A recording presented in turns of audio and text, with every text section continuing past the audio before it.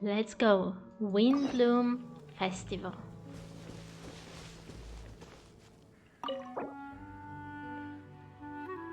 Yes, I am absolutely ready. Oh, I literally got. No, be quiet. Wow! The city is all decked out! Oh, it's beautiful! It's awesome. Festival season means no commissions, which means no Mora. But Catherine's always looking out for us, so we should still drop by and say hello. I always say hello to Catherine in Mondstadt. She's like the other person I returned home to. Let's go. Let's say hi to Catherine for the second time today. Greetings, traveler. Paimon. Greetings. Hey, Catherine! Still doing the whole no commissions during Windbloom thing? In general, yes. The people of Mondstadt don't delegate their work to others this time of year. But feel free to take a look around. I think you'll pick up on something unusual. Really? And what is that? Take a look around, huh?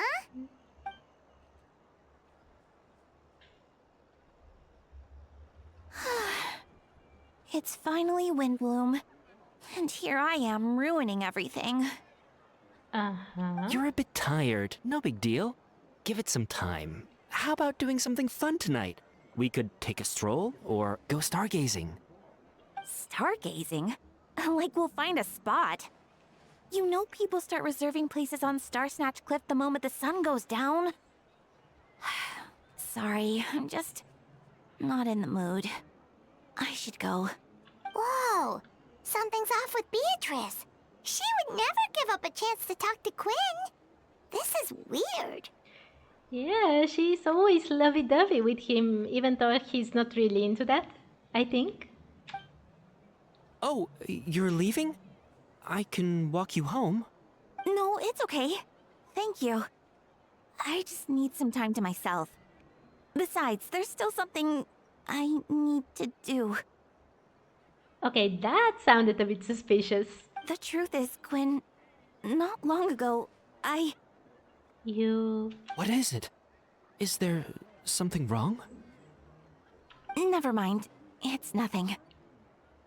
Actually, Quinn, I think we should stop seeing each other for now. Huh? Wait, are you saying we can't be friends anymore? I thought we were best friends. I bet that's why she has a problem. Did you see that? Beatrice ran off without looking back. Oh, we go adventuring in other nations for a bit, and one of Mondstadt's best friendship stories is already over? I can't believe it. Maybe they're just... Excuse me? Maybe they're just working out the kinks? What is that? I can't believe it. Is this what you meant by unusual, Catherine? This is just one example. Beatrice has been feeling down for days. But that's not all. Oh. Oh, it's the honorary knight in Paimon. Isn't that guy generally down? Is something wrong? You don't look so good. I know a knight should be stronger than this, but I haven't been feeling right lately. I just can't focus. I started sleepwalking out of nowhere. Sometimes I'd even wake up in the middle of the night standing in a random location outside. That's a bit weird. You should see a doctor. Yeah. I did, but all the tests came back normal. The doctor said I'm fine. Strange. Yeah, I even consulted Miss Barbara at the church, but her conclusion was the same. In any case, she was kind enough to pray to Lord Barbados for me to get better. I'm not sure Venti can help, but sure. Is it because I saw something I wasn't meant to see? What did you see? Sorry, this is for me to figure out. It is Windbloom after all. Anyway, I have patrol to finish. Until next time, you two. Oh, poor Miles. Huh. Is it something in the air, maybe? Donna as well? It appears Miss Donna is also out of sorts. Oh, where can I find a truly fascinating man? Isn't she the one who fancies Diluc a lot? Wait, but Donna is the one who has a huge crush on Diluc, right? Yep, exactly. That's what I thought too. But she seems to have changed her mind. Is that Captain Kaya? Ooh, we'll get a whole new rivalry between Kaya and Diluc. Now that I look at him, he's exactly my type. How come I never felt this way before? She's talking out loud. If that happened to me in real life,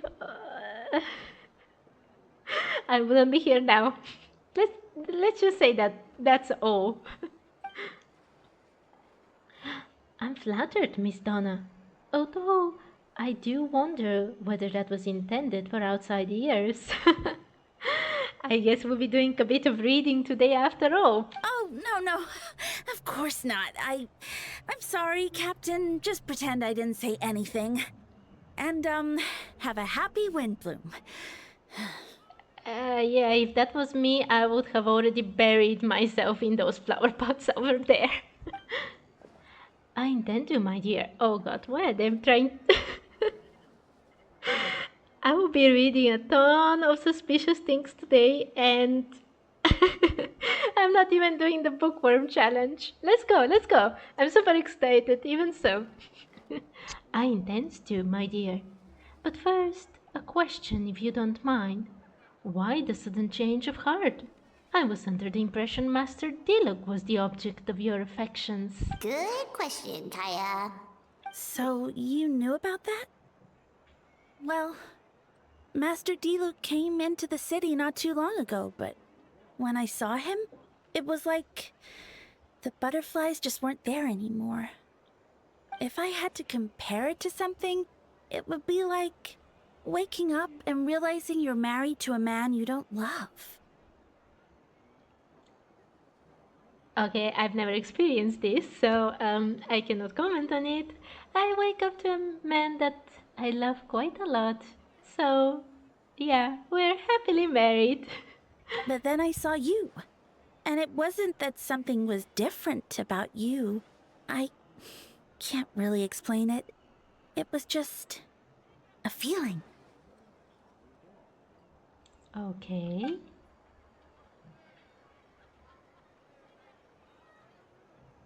I understand, and I'm flattered I was able to bring back the butterflies. But I do need to see to some business, so I'll take my leave. Oh, here he comes. Well, surprised to see us? Not at all. You're the exact two people I've been trying to find. So, traveler, Paimon, how have you been? Oh, good. How about yourself and the rest of the Knights of Favonius? The answer to that requires a private conversation. Catherine, do you mind? Not at all. Have fun, you three. So, you said you were looking for us. Yes, Jean sent me to find you when she heard you were back in Mondstadt. But let's discuss the finer details back at headquarters. And there we go. Paralogism. Okay, so there is something in the air. And poor Donna. Would Catherine I'd be say anything? grateful if you could keep an eye on things during the festival. Okay, I will. How is poor Donna? Should I turn my attention to Captain Kaya? Oh, but it's not like Master Diluc did anything wrong.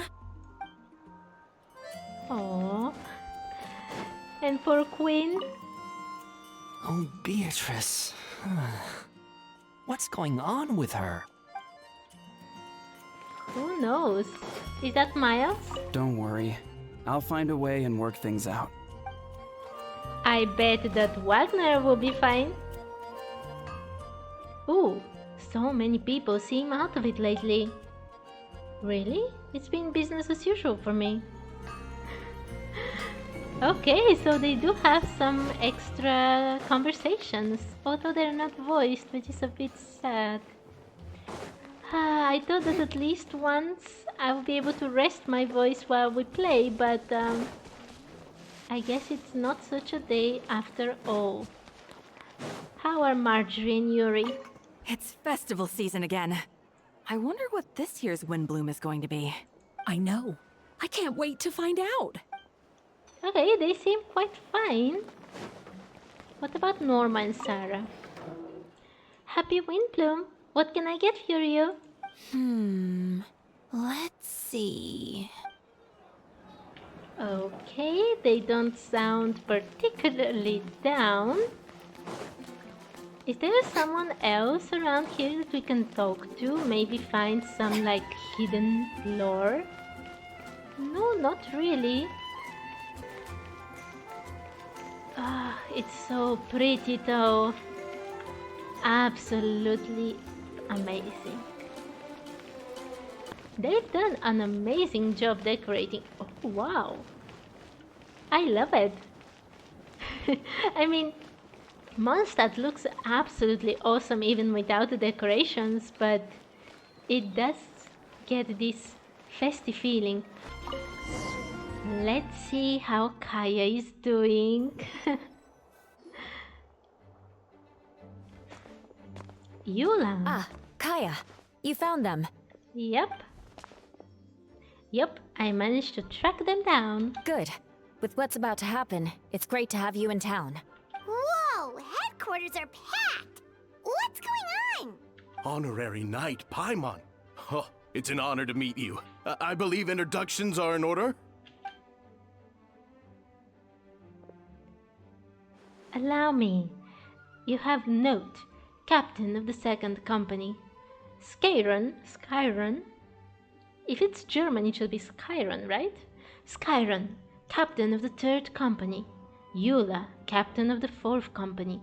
And me, of course, Captain of the Ninth Company. Oh, you're all captains? That's right. Master Jean is waiting for you inside. She'll explain everything. I really like their boots, by the way. They look so awesome. Jean! Traveler, Paimon, thank you for coming. Is everything alright? There are tons of people outside. Ah, yes, that would be the captains. You know a few of them already, but I'm sure there are some new faces. There have been a number of incidents in Mondstadt. In order to wrap up the case, I gathered all the captains of the Knights of Favonius together to hold a trial. A trial? But this is Mondstadt, not Fontaine! Wait, we're already going to the trial? I can understand the confusion. You've never participated in one of our trials before.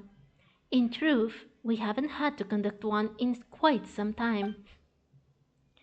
The Knights of Favonius oversee most matters of law and order in Mondstadt. Of course, in the interest of fairness, major cases are tried jointly with the Church. Under the guidance of Barbados, the Knights uphold chivalric justice in the spirit of our order, and the Church carries blessings and goodwill wherever the wind can reach. And today's case requires a joint trial by both parties. Which means it's a serious one. So, do you need our help? Hold on. The group of people we saw in the corridor just now, there was someone missing. Where is Albedo? Right! He's the captain of the investigation team! But we didn't see him out there! A keen observation, traveler. That happens to be exactly why I called you here. In the upcoming trial against Captain Albedo, we will do our utmost to understand the facts of this case and deliver a fair and impartial verdict. Albedo is the one on trial? Jean, it's time. Oh my, they're throwing us in the deep from the very beginning. Understood. Traveler, Paimon, come with me.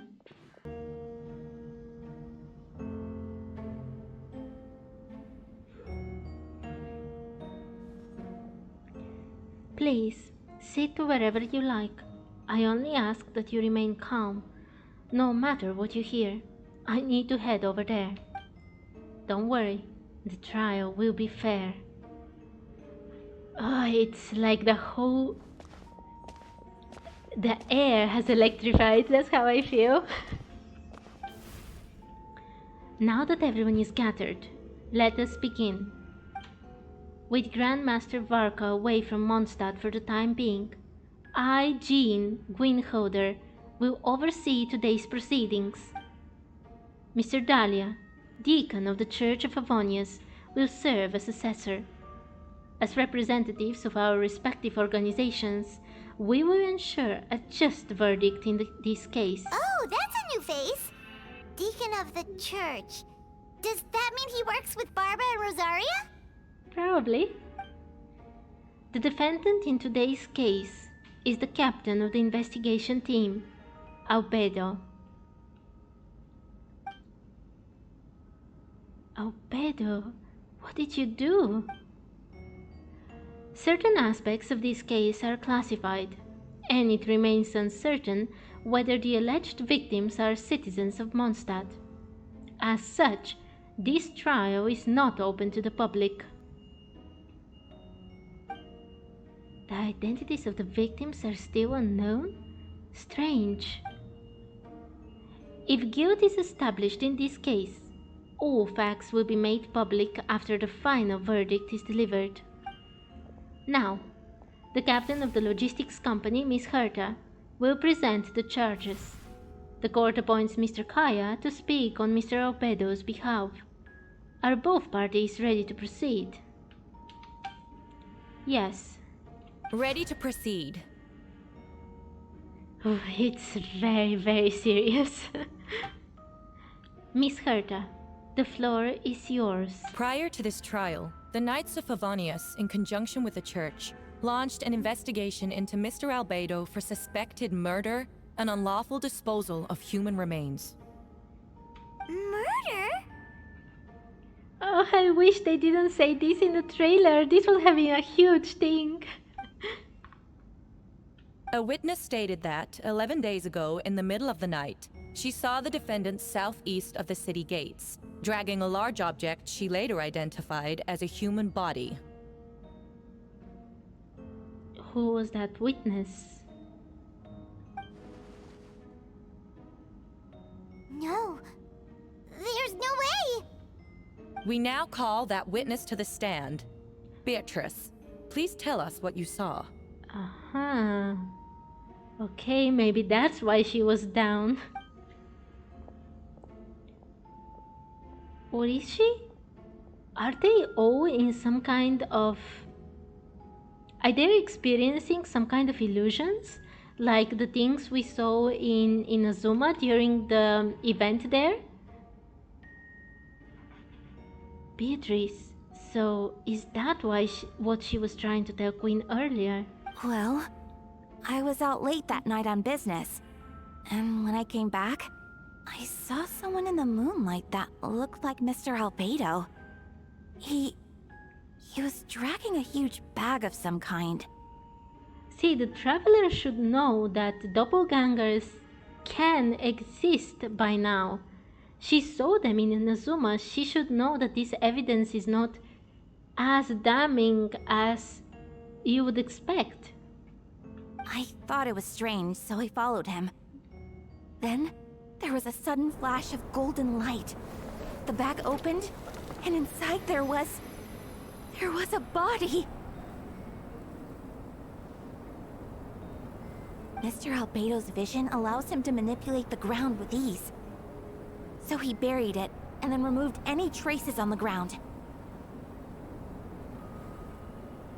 Before he left, it seemed like he looked in my direction.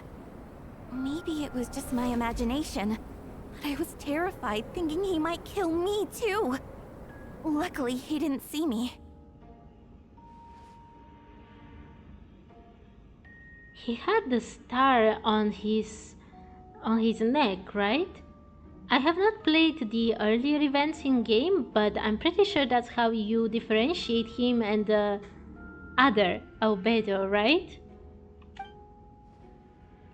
But did you notice we could see the star, but she couldn't have seen it from the way he looked at her? Maybe that's, it's her story that she's telling, so she's probably imagining it was there, so we're not sure yet. I now turn to the defendant. Describe your whereabouts that night. I was working in my office on the second floor of the Knights of Avonia's headquarters. That's right. The next day, the defendant submitted his latest environmental report on the Dragonspine region. Considering the length of the text, it must have taken a considerable amount of time to finish. Can anyone attest to the fact that the defendant was working in his office that night? No. Then the length of the report is not a sufficient alibi. But your witness is also not sufficient as a witness. We don't know if that was the real Albedo. There's so many possibilities right now for him not to be the real one. This isn't looking good. If the crime did occur as you described, then what about the body? You mentioned the joint investigation. Well, was the body recovered? Not yet. Why not? In other words, you dug up the location Miss Beatrice described and found nothing. You don't find that suspicious? I do. I know what I saw. Oh, Beatrice, it's not like we don't believe you, it's just that there's so many possibilities. I'm telling the truth, Miss Hertha, I swear. Also, didn't you say that speaking out would help protect the people of Mondstadt? Otherwise, I'd never put myself out here like this. Oh, poor Beatrice. You're doing the right thing. Besides, the investigation wasn't fruitless. A single man's shoe and a torn piece of fabric were found in the bushes near the crime scene. The same location the witness described. If no crime occurred, then is all this just a coincidence? I'm not suspicious about whether a crime was committed or not. I'm suspicious whether Albedo was the one committing it or not. And yet, no victim has been identified, correct? It's true. No one has been reported missing. However, Miss Beatrice harbors no ill will toward the defendant. Her testimony clearly points to a crime, and she has no reason to lie. But she could have been deceived. Does the defendant wish to say anything in response? You may believe otherwise, Miss Hertha, but I did not kill a single person. As a knight and captain of the investigation team, I have a duty to protect Mondstadt and its people. You accuse me of murder, but there is no body or motive. The defendant raises an important point. Motive. Yet, I must be frank, not all murders are premeditated. Spontaneous conflict can also have unforeseen consequences. And then who did he fight with? Nevertheless, I don't intend to prosecute this case on circumstantial evidence alone. Which brings me to the second charge against Mr. Albedo. There is a second charge? Second charge? Please proceed. 7 days ago, at dawn, a witness saw the defendant dispose of the body of an adult male in the area between Dragonspine and Dawn Winery. What? There was another body? I now call the second witness to the stand. Is that Miles? Wait, that's... Diluc Rangvinder. Diluc? Please tell the court what you saw. At around 3:40 in the morning, I saw Mr. Albedo dispose of a body beneath a cliff. It was dark, but he used the power of Geo to illuminate his surroundings. From what I could tell, it looked like the body of an adult male, tall and thin, but I couldn't make out the age. He buried the body underneath the cliff and smoothed out the ground to remove any traces. We now have accounts from 2 separate witnesses that describe the same modus operandi. Would you call that a coincidence? Okay, I actually don't know this. I read up on the events that happened with Albedo before, but I think I've missed this part of the explanation. Could fake Albedo use Geo powers? Or not? I would inquire as to what Mr. Diluc was doing in that area so early in the morning. Not the most opportune time for a stroll. Is there such a thing? Dawn Winery is my home. It's not unusual for me to take walks in the area.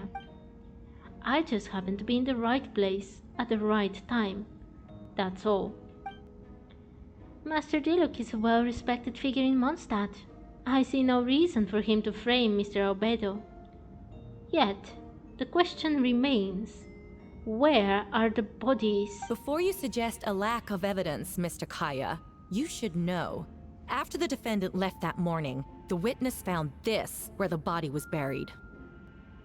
A box? And this is? What looks like the teeth and femur of a human. Now it does beg the question, if the burial was fresh, why is this all that remains of the body? But I suppose Mr. Albedo is the only one who can answer that. Is he doing experimentation with creating humans again? Careful now, Master Diluc. I do believe I hear a presumption of guilt in there somewhere. These remains suggest an accelerated rate of decomposition. Considering the defendant's profession, there's reason to suspect that alchemy is at play here. Both witnesses saw golden light, a known byproduct of alchemy. That's how the defendant destroyed the bodies. The light also explains how the witnesses were able to get a clear view of the events in the dark. So that's your angle. Alchemy. A logical assessment, but we have a witness of our own. The afternoon before the alleged second murder, Mr. Albedo had a lengthy intellectual exchange with his student, Sucrose. The two were in the library until the next morning. Why did the discussion last so long?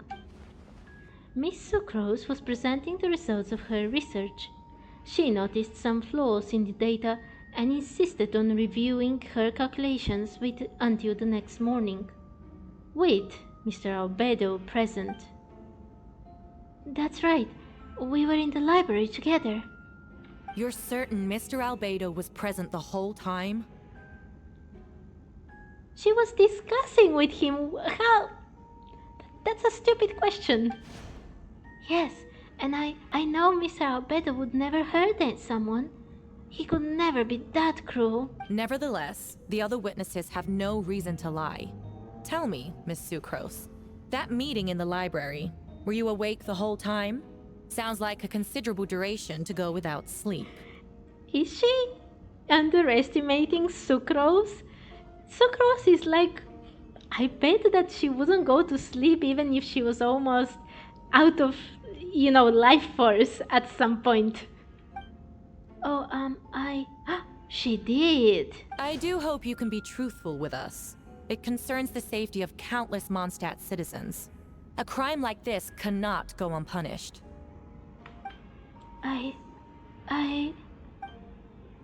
I'll take it from here. During our meeting, Sucrose did fall asleep not long after midnight. It's alright, Sucrose. You don't have to lie for me. This is a sacred place of judgment. The truth is paramount. Mr. Albedo. I see. Then I'm afraid your alibi cannot be substantiated. Do you understand?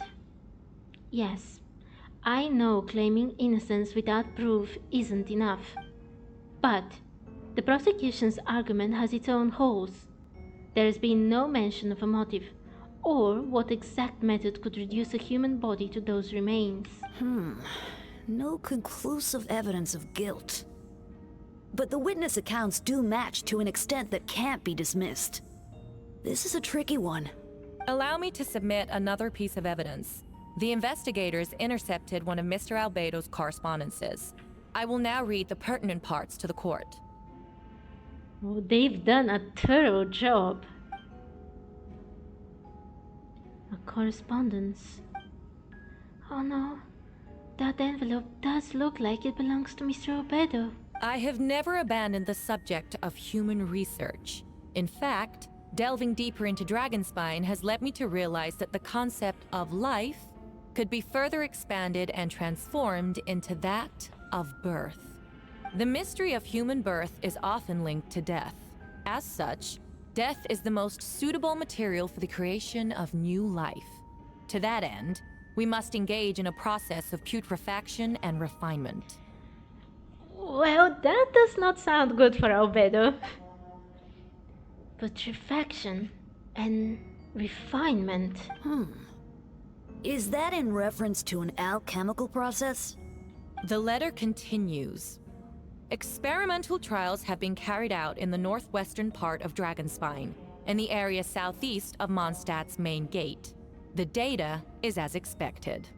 Just as you endeavored to do, I too shall take up the path of creation, and break through current limitations to reach a new realm of living beings. I trust the investigators have confirmed this to be the defendant's handwriting, and that the letter makes more than passing mention of putrefaction and refinement. Correct. Not to mention, the locations indicated in the letter match both crime scenes. What more can we trust than the defendant's own words? No, it can't be true. I can't believe it. A guilty verdict cannot be delivered without sufficient evidence. In order to protect all parties involved, that is what our principles demand. My original assessment was that we lacked said evidence. But now, it seems the only remaining questions are the identities of the victims, and the specific alchemical process used in this case. Then, we're in agreement. The evidence is conclusive. On the charges of murder and unlawful disposal of human remains, the court finds the defendant guilty. The people in attendance appear shocked. No one can believe a kind and well-mannered person like Albedo could commit such a crime. Jean stipulates that those unsatisfied with the verdict will have time to submit an objection or appeal, but most appear hopeless in this moment. As you watch Albedo being taken back to headquarters, you get a strange feeling that something hidden is about to come to light. It all comes back to the letter, a secret that you and Albedo know all too well, but the people of Mondstadt have yet to discover. Why would Albedo do something like that? Oh, this has to be a nightmare. Albedo told me his secret once, that he was a synthetic human created through alchemy. Could that have something to do with this case? But what? Following Kinrain Dottir's footsteps just because he is an alchemical creation? That would only make him more suspicious. Well, this took a turn for the worse. Rosaria! Oh, when did you get here? I've been here the whole time. I happen to have a message to pass along. For us? Yes, you're needed at the Star Snatch Cliff. He's waiting for you there. Albedo? Venti? Varka? Who is he? You'll know when you get there. Go on now. Time is like the wind. It waits for no one. Okay, okay. Ah. The current story seems to be related to your past adventures. Yeah, let's review. Okay. Shadow amidst snowstorms. You and Paimon went to Dragonspine to ask Albedo, who was conducting research there, some questions about alchemy, only to encounter a series of strange events. Strange, soft noises echoing through the mountains that could not be traced. The ransacking and theft of alchemical notes at the campsite. Albedo disappearing after a chat outside the cave, but having no memory of the incident. At the same time, Eula encountered Albedos elsewhere on the mountain, attempting to lead a child away, and he attacked Eula upon being discovered.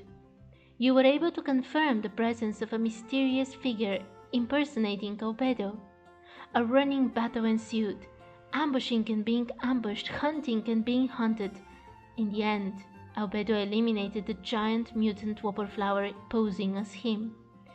Yet there were more than 2 people wearing that face on the mountain. Yeah, I knew all of this from what I've read just online, but I guess it's good to have this information in-game as well, considering that they don't let you replay events from the past, which is very, very sad, to be honest. Oh, Albedo.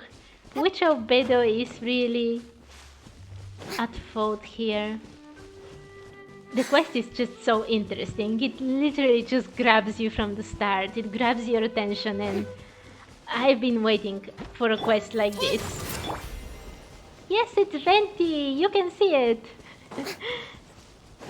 Okay, that was my second guess. Hi, Venti. That shot is so pretty. Ah, Irene, Paimon. I could hear your arrival upon the wind. Were you looking for me? Venti, did you send us that message? No, I did. Is that so? Now that is a surprise. Whoa, where did you come from? Wait, Venti, do you know this guy? His name is, what is his name again? Didn't think I was that unmemorable. I'm Dahlia, Deacon of the Church of Favonius and Herald of the Animo Archon Barbados. Not gonna forget next time, right? So you called us here so we could meet with Venti? That's right. I noticed you during the trial. The legendary honorary knight. You seem to have a lot of thoughts on your mind, so I thought we should have a chat. His eyes are suspicious. After all, I am the Herald of Barbados. If the people of Mondstadt are in danger, I should keep the Animo Archon in the loop. Wait then, you know about... About what? The fact that my tavern-hopping nomad of a friend is Barbados himself? Don't worry, Dahlia and I are close. He knows everything. Besides, a god needs someone to communicate their will in a formal setting. And no one does that better than Dahlia. Not that I saw that coming when we first met. But back to the matter at hand. I believe you two already know about Albedo's background. If you mean his true identity, then yeah, we do. So, you know too, Venti? That's surprisingly Archon-like of you. Well, I knew from the moment Rhindot here and Alice brought Albedo to Mondstadt. When those two are in town, no one can afford to slack off. Oh, poor Venti, he just wants to slack off. The Kreide Prince, a perfect specimen of synthetic life. At this stage of the case, there are countless questions surrounding Albedo's motive. His true identity is a potential weakness. A synthetic being loses control of their sanity and goes on a killing spree. That's how a novel would frame the story, and people are inclined to agree. Albedo has told us before that humans often value the ordinary over the transcendent and miraculous. And the slightest difference is perceived as other. A very common phenomenon. which means we need to find a way to help your friend. What do you know about the situation, Venti? Me? Well, I know that Albedo is a synthetic being and that a lot of strange things have been happening in Mondstadt, even though Windbloom should be about drinking and having fun. We noticed that too! The minute we got here, something was off. You share your observations with Venti and Dahlia. I've picked up on most of those too. Miles is out of sorts. Beatrice seems anxious. Although I didn't know Donna stopped being interested in Master Diluc. When no love remains for the songs to tell, the world becomes naught but an empty shell. Cruel is said fate, cruel it may be, were it not for a hero who could set us all free. What are you getting at, Tone Deaf Board? He wants us to solve all the problems? Oh, just making a comment. There are always unavoidable trials in life. At least that's what Barbatos would say. A certain someone is going to need to overcome a trial like that. In such cases, even the Seven know better than to tamper with fate. Ah, if only there was a brave soul willing to aid their friend in his time of need. Should he meet a terrible fate, all of Mondstadt could be worse for it. If you wanted our help, you could have just asked, you know. Paimon, it was obvious. Well, even if Albedo wasn't at the center of this case, protecting Mondstadt is part of being an honorary knight, right? You still have help, of course, which is why I prepared a little surprise. Hehe, behold! A bomb! Dodoko? Don't worry, I removed the fuse, so it's not going to explode. Say hello to the Dodo communication device. So, this thing belongs to you now? Hehe, we're old pals. Don't think she'd care if I borrowed it for a few days. Anyway, this invention, with a little help from a trick of mine, will allow us to keep in touch. Just take it out and we can chat. We'll do our best to uncover the truth. That's all I ask. No matter what comes, you have the wind on your side.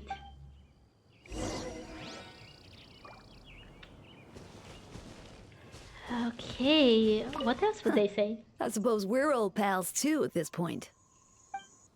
Indeed, your companionship is like a breeze that lingers in the air, warm and familiar. In all this time, I've never witnessed Lord Barbatos approach anything in a serious manner.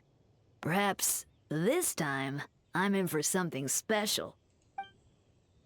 Barbatos? Serious? You give him too much credit. Hardly. It's not blind faith, you know. I've always had unwavering belief in the animal Archon. Oh, that's actually very sweet. Is that so? I wonder what Barbatos thinks about that. Perhaps you should pray to him and find out. Good idea. I'll tell him I still haven't deciphered his drunken musings from our 3 trips to the tavern last month. His wisdom is sure to reveal itself in time. Oh, you know what? Forget about Barbatos, Dahlia. Treat me to a drink instead. You wouldn't refuse me, would you? A dear friend like you? Never. That's actually a very cool idea. You have him, who is supposed to say what the Archon is thinking, and he's actually friend with the god he's venerating. I know you all must be shocked, but the evidence is solid. Albedo's situation is not looking good. I still don't believe Albedo would do something like that. Using living people as alchemical test subjects? It's like something out of a novel. Perhaps it's best for me to remain impartial, but I've worked with Albedo before. He's an alchemist, not a sadist. That's a very weird way to say this. The version of events is as hard for me to accept as anyone, but Varka once said Albedo is very different from the rest of us. Perhaps there are things we still need to learn about him. Let's see what Albedo has to say for himself first. Would you mind giving me a moment, everyone? A private matter requires my attention. Hey, Jean! Traveler, Paimon, perfect timing. Kaya has a favor to ask. Like Jean said after the verdict, we have time to submit an appeal, and I will do my utmost to convince Albedo to accept. He's been acting strange, and I can't read him for the life of me. But I need you two to start investigating the case. Investigate the case? Yes, it's also time for you to get involved. Do you want us to join the joint investigation? Are you sure? We're just adventurers after all. Are we now? Are you sure? No. We'd like you to launch an investigation of your own. I will continue working on his defense in the meantime. If you find anything that might help his case, just let me know. I know it's against the spirit of the season to ask you with this, but Albedo is a trusted member of our ranks. We owe him the benefit of the doubt. Understood. I will look into the case on my own. I know you'll get to the bottom of this, Traveler. You've never failed us in our time of need. But what if the accusations turn out to be true? Then, you will have Mondstadt a great service all the same. I'm expecting a retrial. Until then, you're welcome to have a look around Albedo's office on the second floor. I'm counting on you. We can go to the second floor for the first time? Oh, that would be so awesome. Thank you for agreeing to investigate. We're counting on you. Okay, she says only that. For the first time ever. I was just talking about this yesterday. It feels so cool to not have this barrier today. Look at it, I can go in there. It's been so long. Wait, Captain Kaya! Surely I can't just...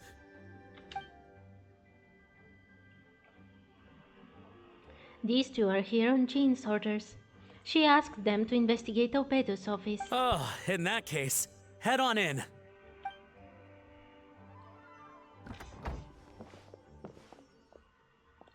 So this is Albedo's office. Pretty much exactly how Paimon pictured it. Looks pretty cool. Pretty cool. Alright, I have some work of my own, so I will leave you to it. Good luck, you two. Right back at ya.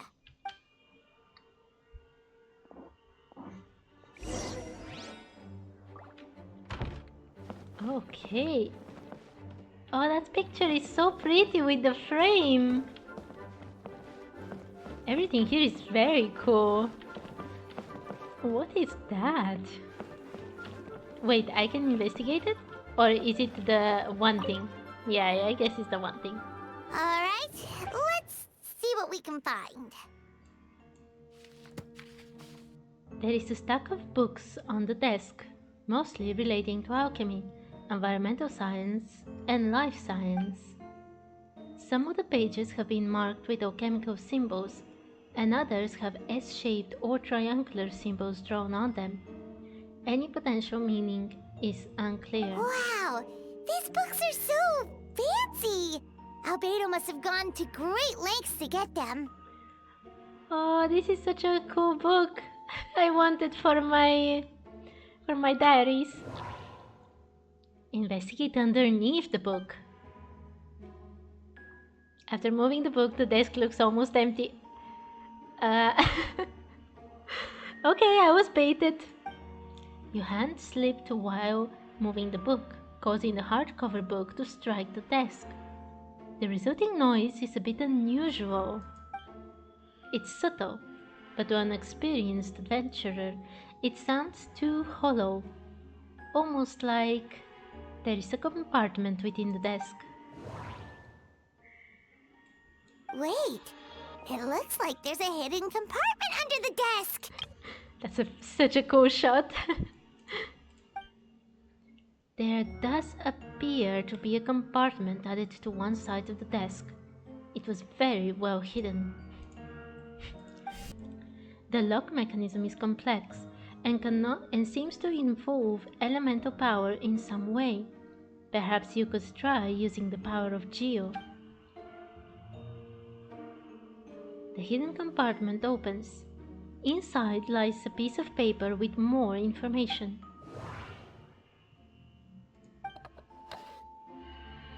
Festering is also a manifestation of rot. When festering forces and a sufficient amount of life energy collide, the two will repel each other, triggering a powerful side effect. When I tested this in an alchemical experiment, the results of the refinement were startling. What are those pictures supposed to be? That is definitely a human figure running? What are these? Breaking through the shackles of life, the simulation of the something something project, I must take advantage of this opportunity. The name of the project is blotted out in ink. What could it be? The note mentioned festering forces, which suggests that Dragonspine could be involved somehow. If this has something to do with creating synthetic life, would Albedo go that far for one of his experiments? No, that can't be. Amid the notes is a map with a few markings on it. Two of the marked locations correspond to the crime scenes, and the third appears to be in Dragonspine. Okay, that's where Beatrice saw him. That's very close to Deluxe Mansion. And then we go to Dragonspine. The heart of Durin is right here, right? It's a hard pill to swallow, but if the results of the joint investigations are correct, there could be a body hidden in that last location. Or, at the very least, what remains of one. Huh. What does this mean? Oh, do you think something might also be buried at the last location? Alright, that seems to be it for this place. We should go tell Jean what we found. Wait, there were other things to investigate. Dodo-ko. Oh, Vent is calling! Let's answer! How's the investigation going? Find anything? Oh, we found stuff alright. Stuff that only makes Albedo look even more suspicious. Yep. I see. So Albedo's researching something that doesn't help his case, huh? You share what you learned with Venti. Not promising. We should be grateful Albedo's true identity remains hidden. If it gets out that he's one of Rhindottir's creations, there will be no separating him from her past. As we both know, Rhindottir's approach to alchemy and ethics was pure madness, and the evidence you just found... let's just say it could convince even those closest to him of his guilt.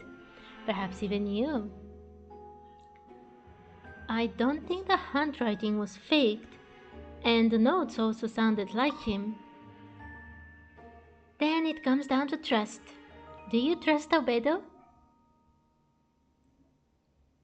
Honestly, absolutely I do. I don't know why, but he gives me this kind of you can trust me vibe. I don't know why. I've recently been very suspicious of everyone in games because something happened to me while I played another game, and I lost my trust in everything and everyone, but Albedo, absolutely I do. He's our friend. We should keep the faith. And if he really is the culprit, he must have had a reason, right? She doesn't seem so sure. Maybe he's just not allowed to talk about it. Yeah, that must be it. Either way, A fair investigation means coming to a conclusion presented by the facts. Does that mean even Venti no longer believes in him? Remaining objective has its own value. Remember, none of this is your fault.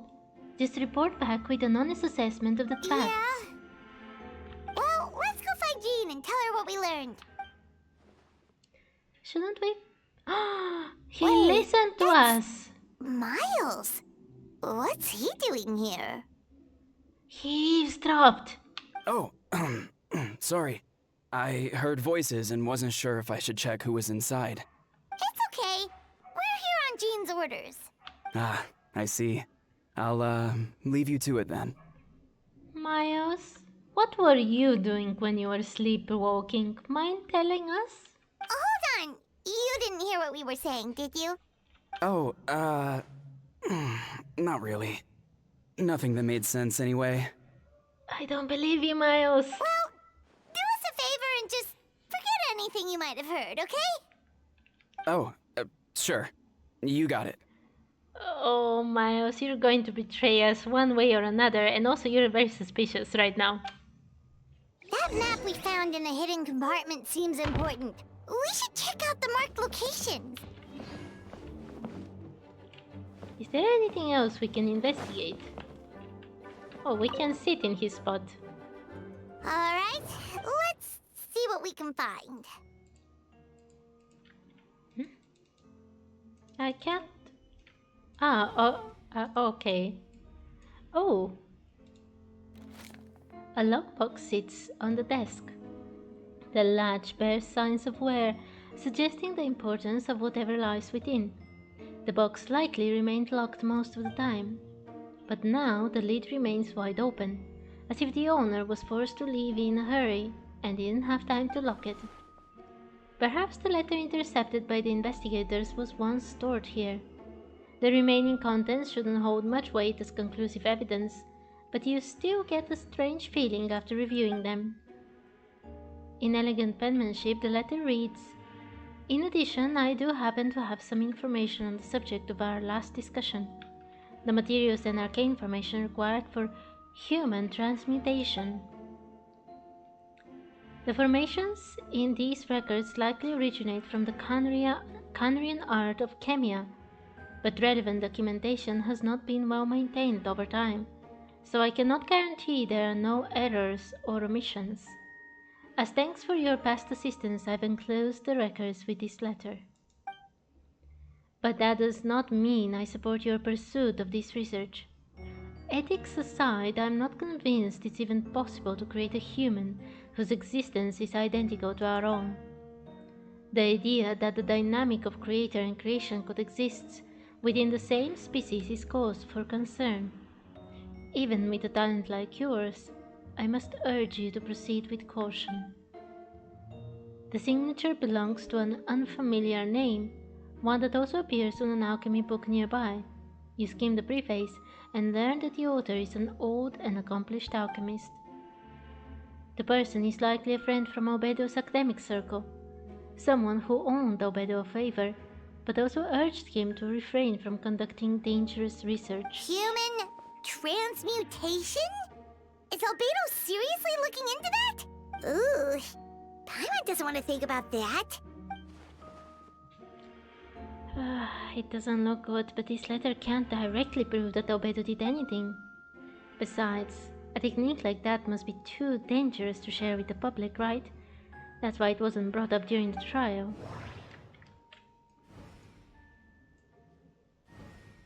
Oh, there is even more. There is a test tube on the shelf with some black powder residue at the bottom. Next to it lies a neatly written note. Chalk is the next stage after soil, but the current available materials are still insufficient to construct a stable structure. Nope, no idea what that means. Not sure if it's too hard for Paimon or too hard for anyone outside this line of work.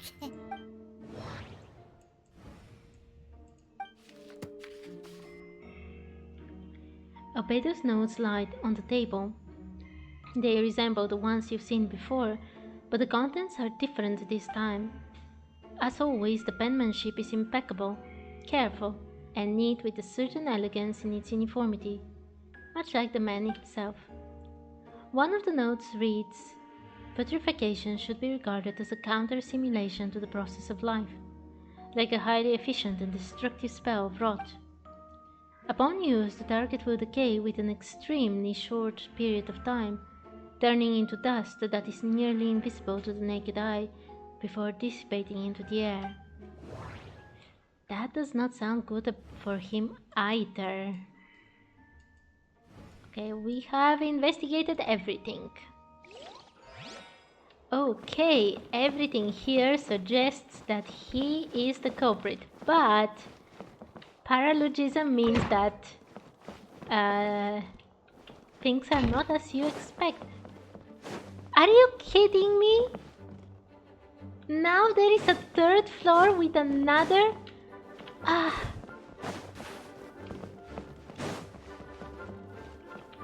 I'm very, very unhappy with this. I want to explore all of it.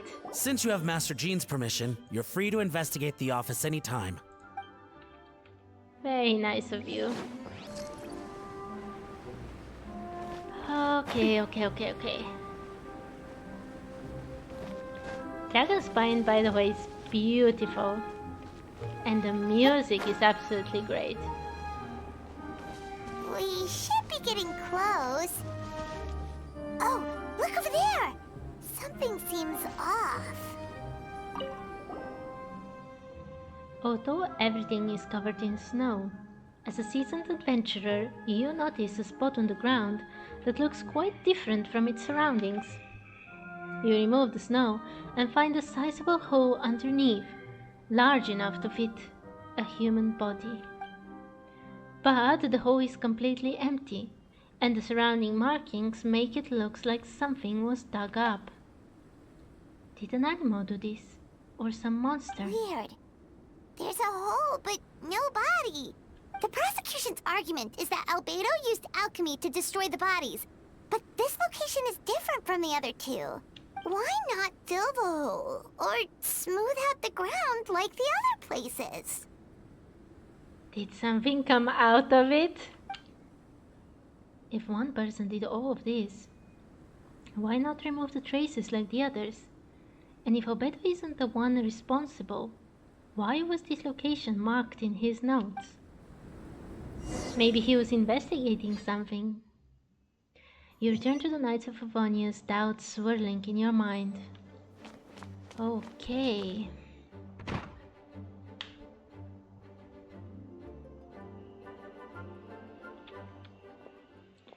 You're back. Did you find anything? Yeah, but none of it helps Albedo's case. Yep. You tell Jean about your findings from Albedo's office. I see. A complicated result, but your efforts are appreciated. Did Albedo submit an appeal? Yes, he asked for a retrial. There are still questions surrounding the identities of the victims and the disappearance of the bodies. The minimal remains that were uncovered have been sent for forensic analysis, which should provide some answers. It's just... What's wrong?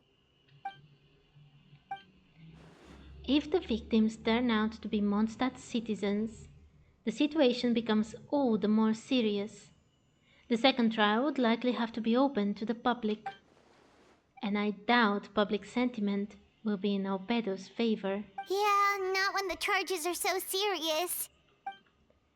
The second trial is set to take place in 2 days. I hope you consider attending this one as well. Of course, we'll be there. In the meantime, we should all just stay positive. Well said. When the time comes, I'll carry out my duty to the best of my ability.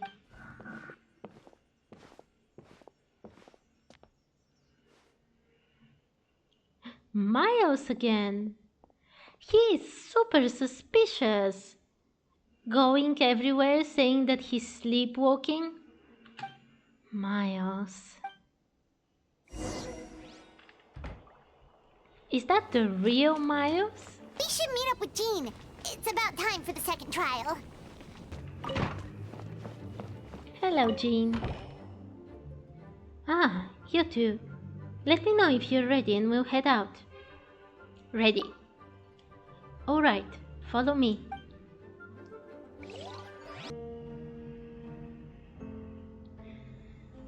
Ladies and gentlemen, we now convene for the second trial against Mr. Albedo. I, Jean Gwynfielder, will once again oversee the proceedings. Representatives on both sides remain unchanged, and Mr. Dahlia will continue to serve as assessor. Miss Herter represents the prosecution, and Mr. Kaya speaks on behalf of the defense. The defendant in this case is Mr. Albedo, captain of the investigation team. With that, I now bring this trial to order.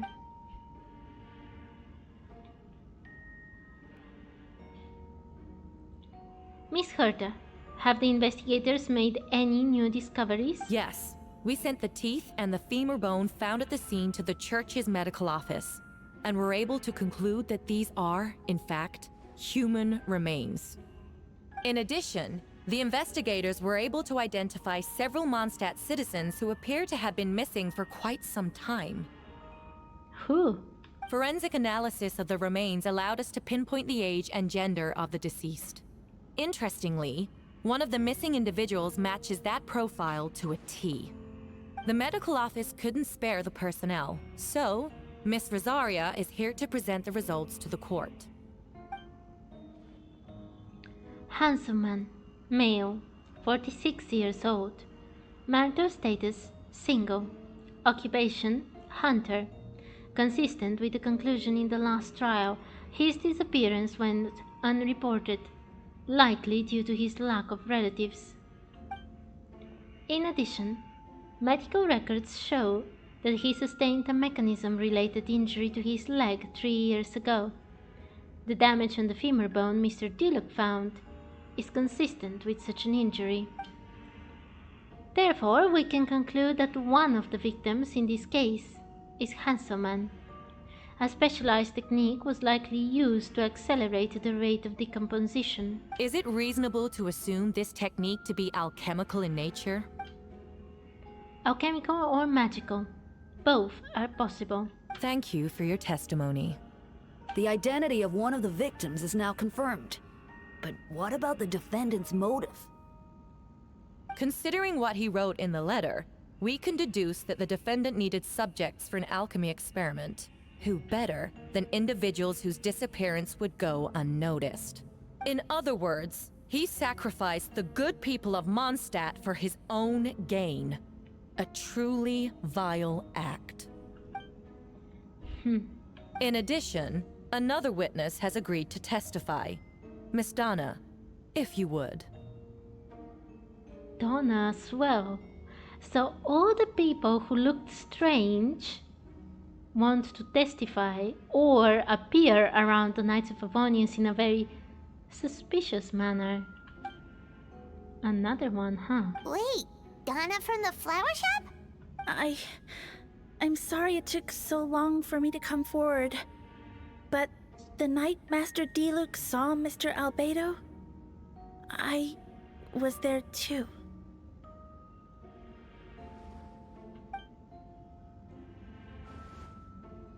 I was camping with a friend and we decided to stop near Dragonspine.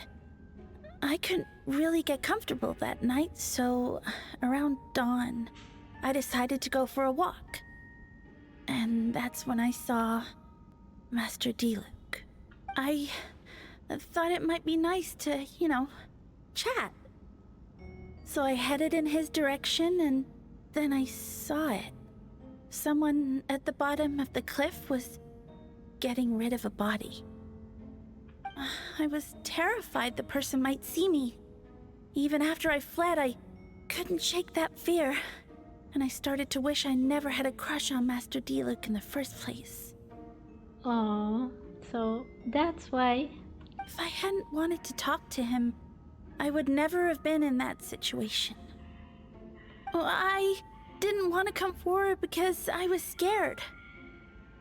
But Miss Hertha convinced me it was the right thing to do. I'm sorry it took me so long. I see. Just stepping forward was brave enough, Miss Donna. I thought you don't like Diluc anymore. The court thanks you for your courage and commitment to justice. Yes. Thank you. The two witnesses corroborate the same sequence of events. That just leaves the question of how the defendant disposed of the bodies. I believe the answer lies in the alchemical technique mentioned in the letter. The defendant is the most accomplished alchemist in Mondstadt. He has the skill, no question. A special investigator also uncovered some relevant evidence on that subject. I will now present it to the court. Our evidence. Wait, does she mean... The evidence we found in Albedo's office. The following are pieces of evidence uncovered in Mr. Albedo's office. The most important of which is this map. Yep, we've seen it already. This map was found with the defendant's notes. The markings correspond with the description in the letter and the locations of the crime scenes. Does this map belong to you? Oh, Albedo. Yes. Were you the one who marked these locations? Yes. You do realize that's basically an admission of guilt, don't you? The evidence against you is nearly insurmountable. Oh, no. Since you uncovered that compartment, I might as well expound on the matter. We have witnesses and physical evidence. What could you possibly say in your defense? That he was actually investigating something there, and that he found something there. What I always have. I never hurt a single person. Ugh, you have some nerve. Saying that when the evidence is stacked against you? Miss Herta, you've presented a meticulous and convincing case. I'll give you that. But I will not admit to something I didn't do. So, what?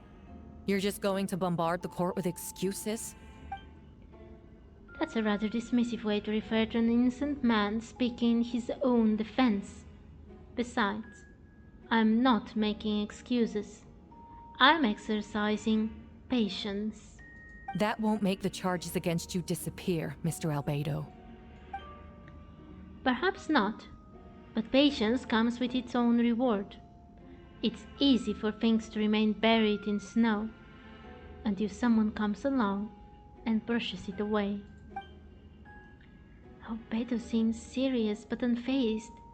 Does that mean he really didn't do anything untoward? He mentioned brushing off the snow. Is that supposed to be a hint? If it was a hint, then it must have something to do with Dragonspine. Which reminds me, one of the locations marked on the map we found was in Dragonspine, wasn't it? Traveler, you were the one who uncovered the notes, right? Then, I'm assuming you visited the third location marked on the map as well? Yes. Can you tell us what you found? You nod your head and give an honest account of the scene you found on Dragonspine. Oh, such a pretty scene. Whatever was kept in the hole was gone, and the surrounding area bore the markings of an unknown creature. With everything covered in snow, no one knew there was something to discover in the first place. Then, there must also have been a body. I need to think about this. What clues am I missing? Okay. The first marked location is near Mondstadt. Beatrice saw Albedo use alchemy to dig a hole and bury a body there. A single man's shoe and a torn piece of fabric were found in the bushes nearby. Taken together, this evidence seems to suggest that Albedo hurt someone and concealed the body. Was it Miles just walking around and missing a shoe while he was out there? The second marked location. The second marked location is between Dragonspine and Dawn Winery, where Diluc saw Albedo bury the body of an adult male. Diluc described nearly the same events as Beatrice. There is no reason for them to collude against Albedo, so their testimony should be trustworthy. Diluc found teeth and a femur bone at the scene, and Donna confirmed his version of events because she was also there that night. The two should have no reason to set Albedo up. Despite her crush, Donna wouldn't lie about something like that just to get Diluc's attention. Not to mention, Donna has been acting strange since before the trial. The third marked location is in Dragonspine. We only knew about it because we found a map in the hidden compartment. During our investigation, Paimon and I discovered a hole beneath the snow, big enough to hide a human body. There were also claw marks around the outside, but there was no body or any remains whatsoever. The difference between the marked locations. Albedo marked these 3 locations on the map found in the hidden compartment. There are some similarities and differences between them. Based on what we know, all 3 locations were likely used to hide bodies. The holes dug in each area certainly seem big enough. But unlike the first 2 locations, there were claw marks around the hole in the 3rd location, and no witnesses saw anything happen there. Dragonspine is home to all manner of monsters and wild animals. Could some kind of creature have dug up the body? But why wasn't that the case in the other locations? The marks didn't look fresh, which means the hole at the 3rd location has been there longer than the other 2. But if the hole at the 3rd location wasn't made around the same time, does that mean it's connected to a separate incident?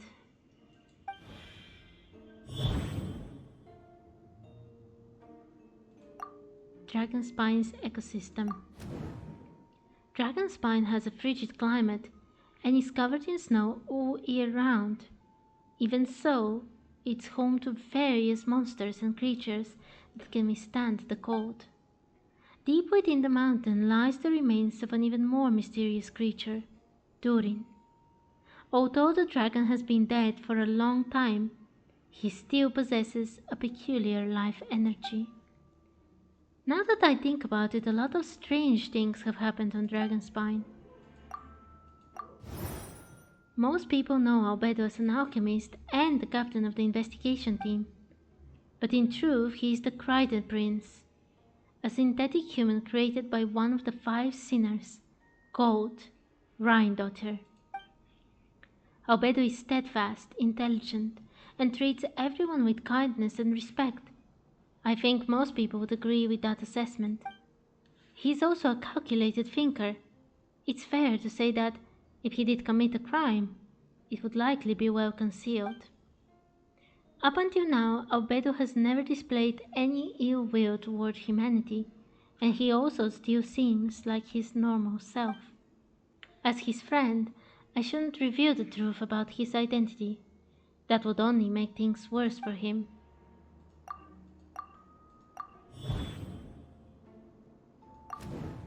I almost forgot. Paimon and I once encountered someone on Dragonspine who looked exactly like Albedo, and we weren't the only ones. That's what I've been saying for a long time. Wait a second. Someone who looks exactly like him. I was saying this from the beginning. I'm guessing Albedo has a plan, so I should help him out. But what does he want me to do? Announce a break in the case? No, I should play it safe. Since I made an honest assessment of the facts, I should be honest about my doubts too. It's only fair. Besides, I think I understand what Albedo was trying to tell me just now. I'd like to address the court if I may. I was the one who investigated the office, and I believe the results raise a few questions. Regarding the 2 cases addressed in the previous trial, it was established that after disposing of the bodies, the defendant used alchemy to restore the ground to its original state. But that wasn't the case at the 3rd location. The hole was still there, with dirt scattered around the perimeter. It looked more like something had been dug up. If this was all done by one person, why wasn't the 3rd scene given the same treatment as the others? Why weren't the traces removed? In addition, the markings around the 3rd location weren't fresh, which suggests that the dragon spine incident happened at a different time. For those reasons, I believe there is still reasonable doubt in this case, and I hope the verdict reflects that. Thank you. Astute as ever, traveler. Questions there may be, but allow me to point out. There is no evidence to suggest that anyone besides the defendant knew about the 3rd location. And the map was found in his notes. That fact alone makes him the most plausible suspect.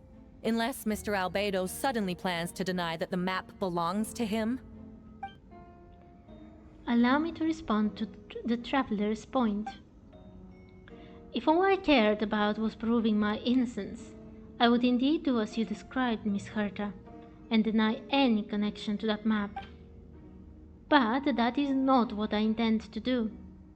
The map does belong to me, and I did hide things at those 3 locations. What?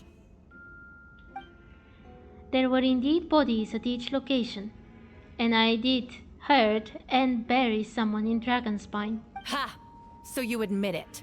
Let the record reflect that the defendant has confessed to his crimes. You're mistaken, Miss Herta. The story doesn't end there.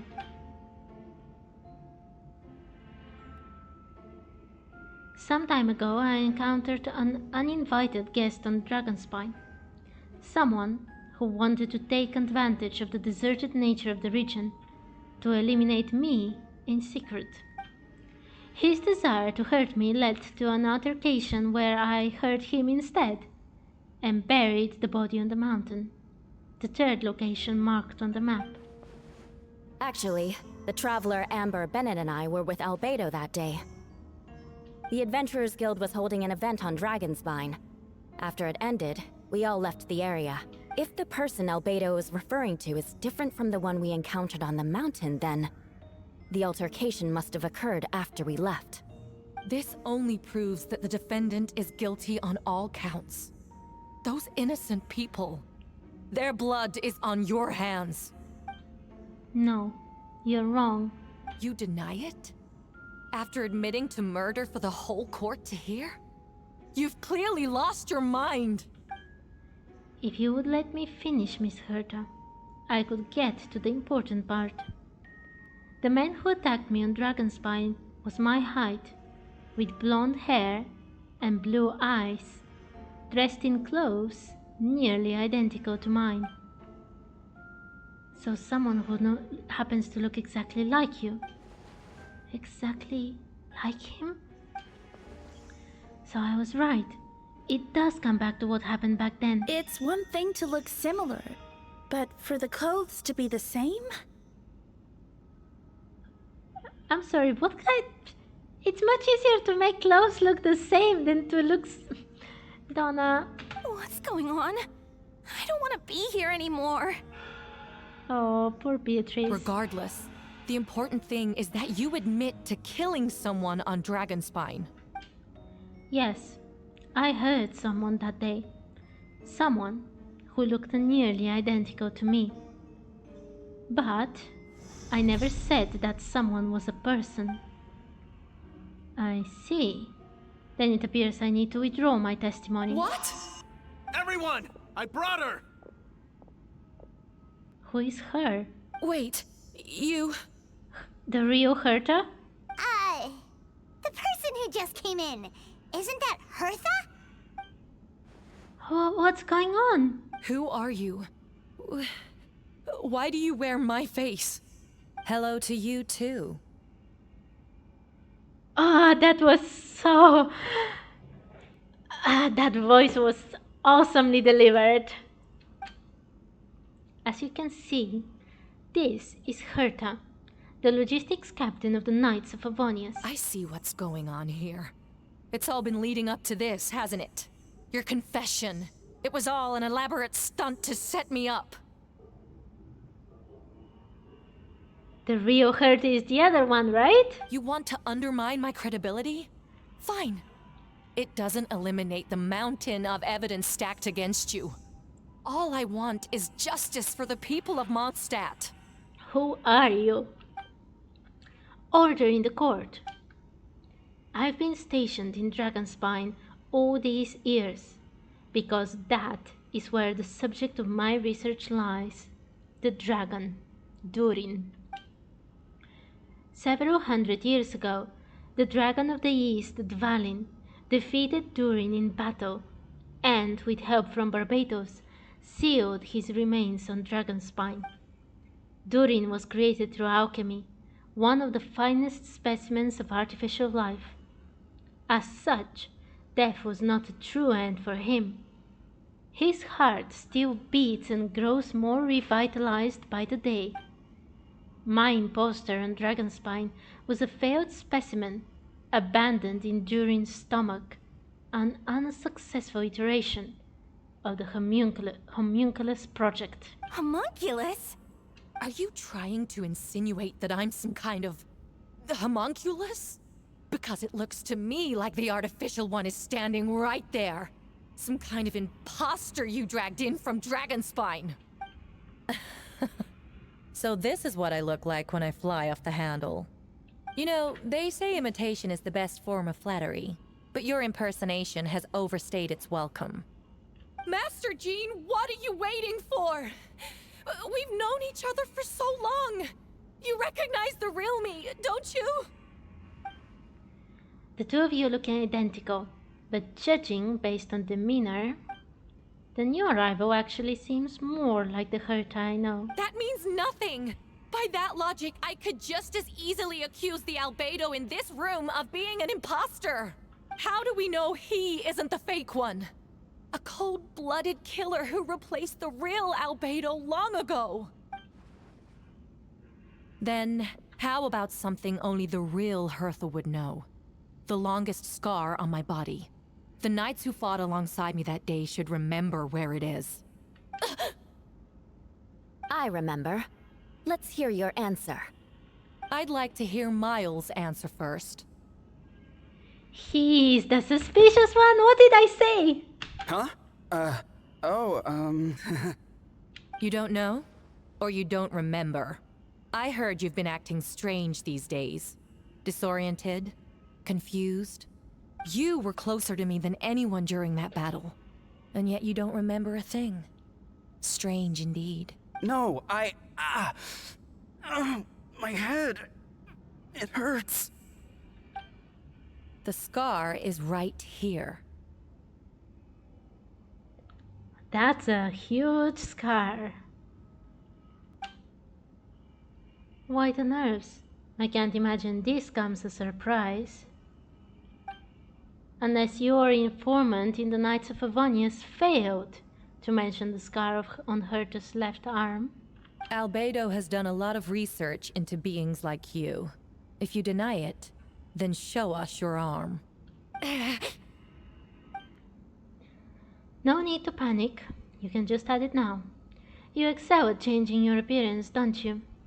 Or, I should say, all spawn of Durin's life force have that ability. A powerful life force, an appearance you can change at will. Yet here you stand, formless one, paralyzed to act, because you're worried using that power could affect your accomplices. Accomplices? Then Miles must be one of them. Yes, I bet he is. There are others too.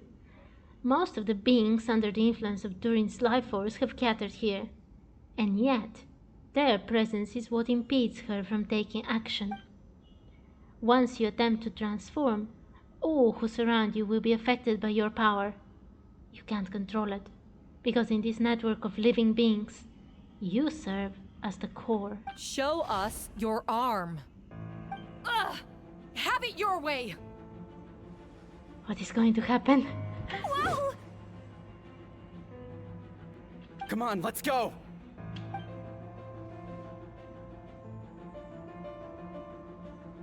So many? Hey, they're shielding the imposter! She's trying to get away. Stop her. Don't let anyone stand in your way. There are others trying to get in. Must be more people under her control. Time to get moving, everyone. Whoa! She just leaped across the room! After her!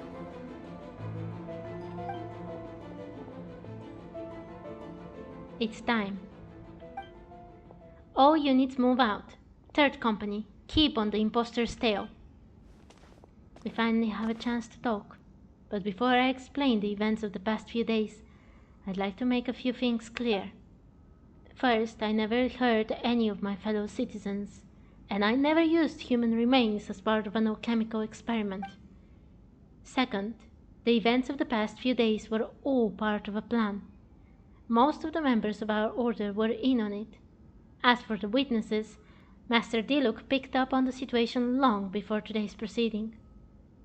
Oh wow, that's quite an involved plan! They got me! Indeed. Follow me. Ah, they got me again.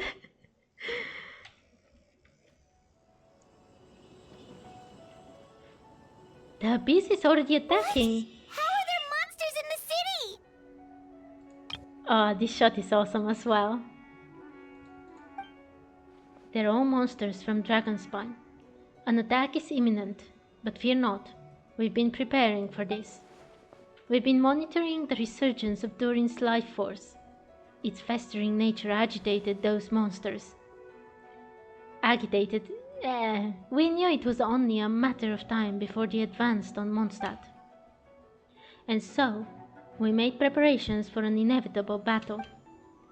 I was hoping you two could join me and provide assistance in the battle to come. Of course! Where's our first step? The top of the city wall.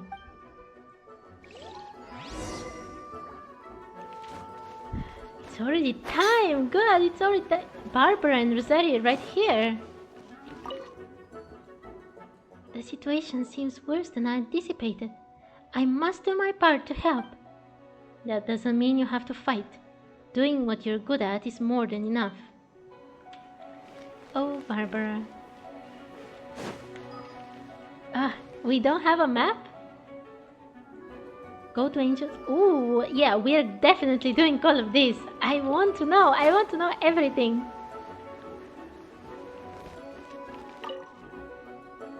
Master Jean, headquarters should be secure for now. We responded in time and had enough manpower. We can even spare some for mobile support across the region. Good. Our intel suggests that the monsters from Dragonspine could be disguised as Mondstadt citizens, so be sure to exercise caution.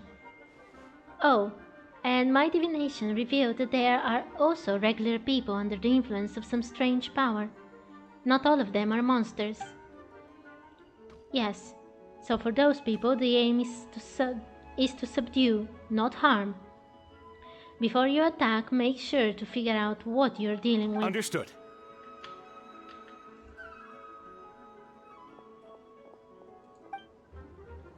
Okay. Is there more? Ah, perfect timing, Traveler.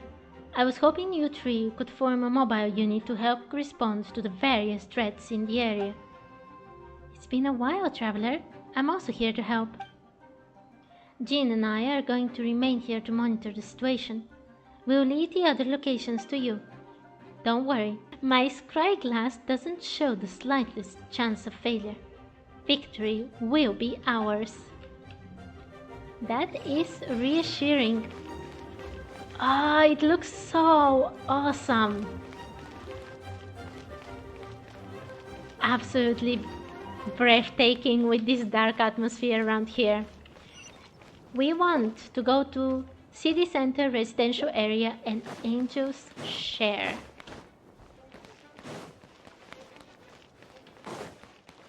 We're definitely doing those first. Let's go, let's go. Oh, Cryo! Captain Albedo, honorary knight, and your floating companion. Some of the people around here are acting strange. Be careful. Oh, this is a very bad pairing for me. The tides beckon.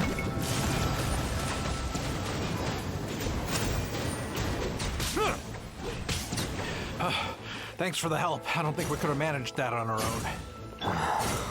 I hope everyone's alright. We really appreciate the help. Okay. That wasn't even one of the objectives? Let's go to the Angel's Share. Did I get lost? No, don't get lost right now. We have to go. Why is everything cryo? Ah, I should have brought... Bow your head.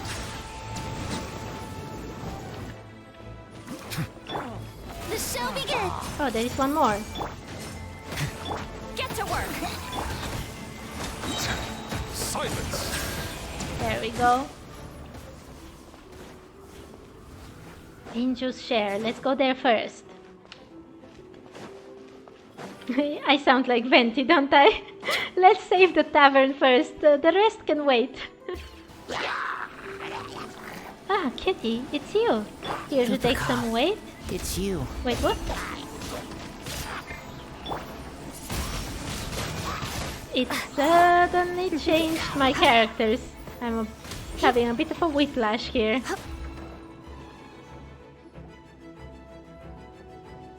Phew, it's been a while since I unleashed my lightning during Windbloom. It happened a lot before? Unleashing lightning on people? No. Once in a while, maybe. It sure feels good to let loose, though. Huh. My old professor even wrote to me about that a few days ago. Of course, I made sure to emphasize that I always treat others with kindness. It's only natural for a student to inherit their teacher's ways, after all, and mine was a gentle old man from the Spantamat school. So you see, this time I only used gentle methods of electrocution. I'm sorry, I can't read this with a straight face.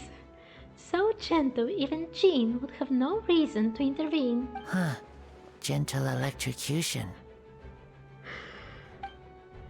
You seem to be in good spirits, Miss Lisa. Ah, well, it's good to move about every once in a while. Huh. Gentle electrocution. That's so weird. Hold firm! Drag another wardrobe over here. Vile beasts! The Immer Nachtrite shall not tolerate such a transgression. Hey, Fischl. Ah, that's the traveler's voice. You arrive at the most opportune time, vassals. Sword at the ready.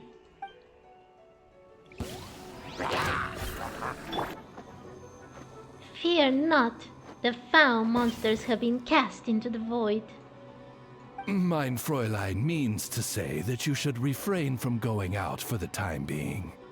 We will continue to protect this area. All right. Oh, thank you. Thank you so much. I love Fischl. But, I've never seen a bird that can, talk.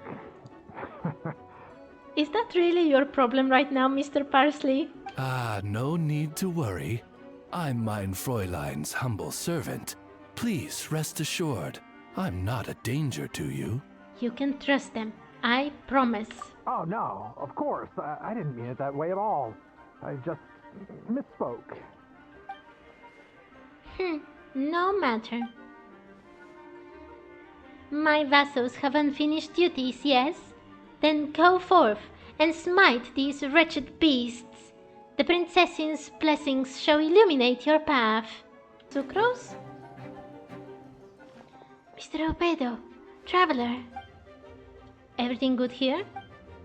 Oh good. A few monsters made it into the city, but Master Diluc and Mr. Kaya helped me to take care of them. Not long ago. Let's see what happened not long ago. Cool it. Is that it? There is more! There is more!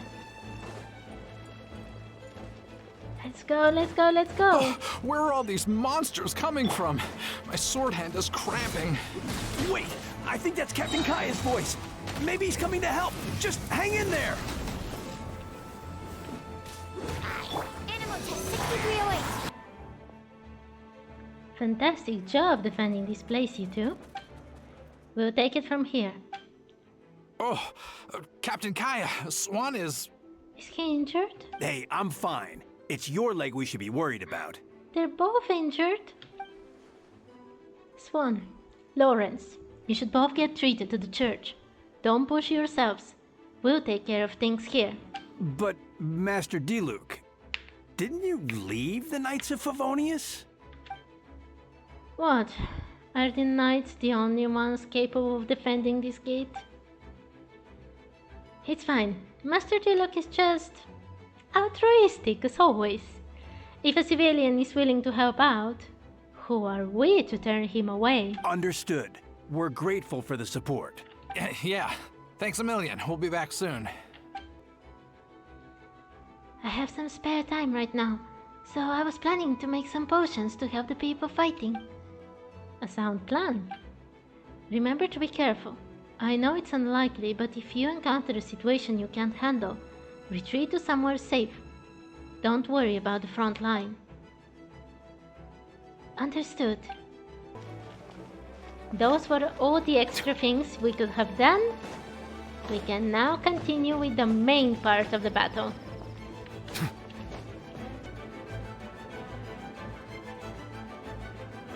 Venti. Hey, Venti! Shoot, someone's coming. Help me, please! Someone help me! What's with the freak out? It's just us! Ah, perfect. I can drop the act. Sorry, thought you were regular citizens. It's about time. I think we can proceed as planned. I agree. Although it's been a while since I dealt with something this big, it's going to be pretty exhausting. Don't worry, I'll treat you to a drink for your trouble. That's everything he wants.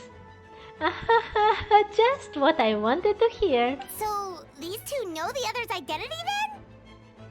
People can make new friends when we're not here, you know. Monsters started surging in from Dragonspine during the trial. They soon became agitated, likely in response to the core coming under pressure. Still, I never expected those monsters to have become this advanced. The power of evolution cannot be underestimated, especially considering the fact that Durin absorbed the previous imposter. Wait, so what about the map? And the missing bodies? What the witnesses saw was true. I did hide those bodies. As I monitored the situation on Dragonspine, I noticed that many who ventured there came back different. Some were under the influence of Durin's power, but the less fortunate ones had already been devoured by monsters, who then assumed their appearance to infiltrate the city. Most of those who were replaced had no close relatives, so when their behavior changed, there was no one to notice. The monsters used their disguise to get close to people. I eliminated 2 who attempted to attack. What about the remains Diluc found? Did they belong to one of the victims? Yes. The monsters slowly digested their victims. Sometimes they even left behind body parts to aid the transformation.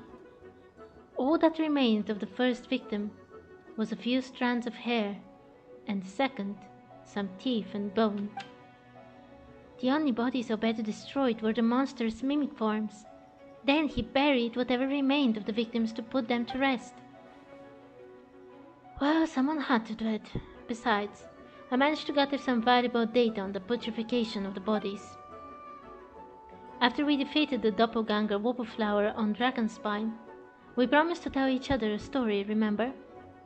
You told me the story of a gardener, I remember. I'm glad. Then, you remember what I told you about Subject 2.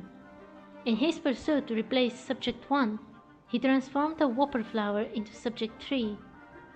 So there was another imposter on Dragonspine that day. Yes, that would be Subject 2. I confronted him and buried his body on Dragonspine. So you see, at one point there was something hidden in that hole you found. But Durin is becoming more revitalized by the day. Under the influence of his power, the monsters dug up Subject 2's body and returned it to Durin's stomach. Durin absorbed the failed creation, along with his knowledge and way of thinking. Ever since then, all creatures spawned from his power had the ability to transform their appearance.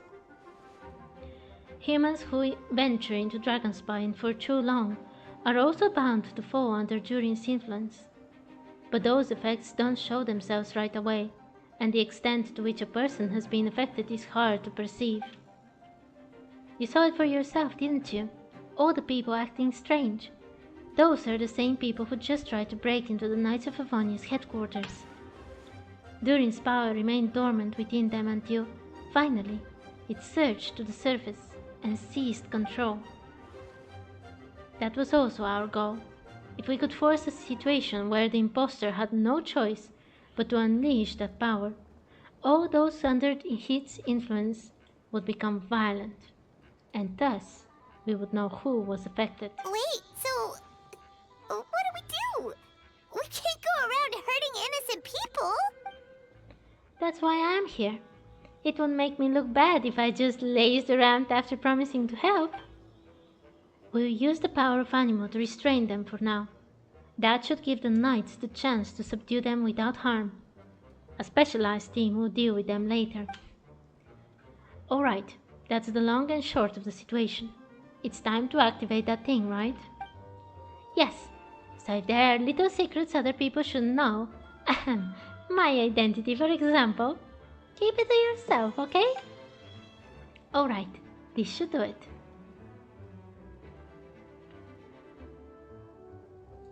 Oh, that's awesome.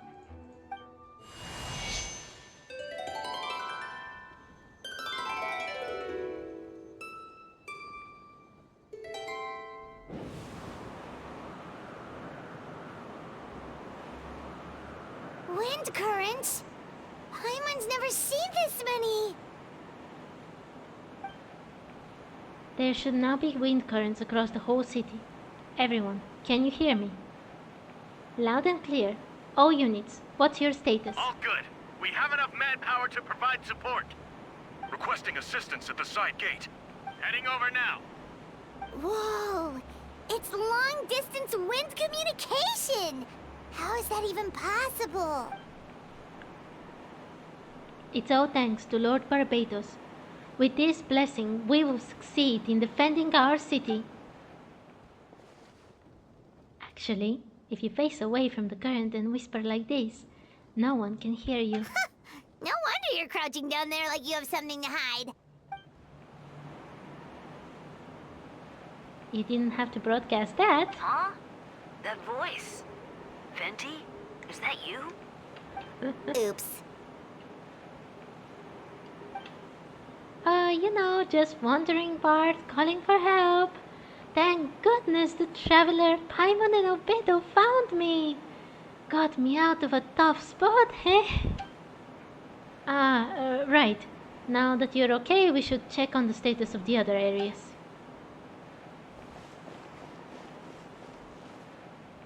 Thanks, friend. May the Animo Archon protect you.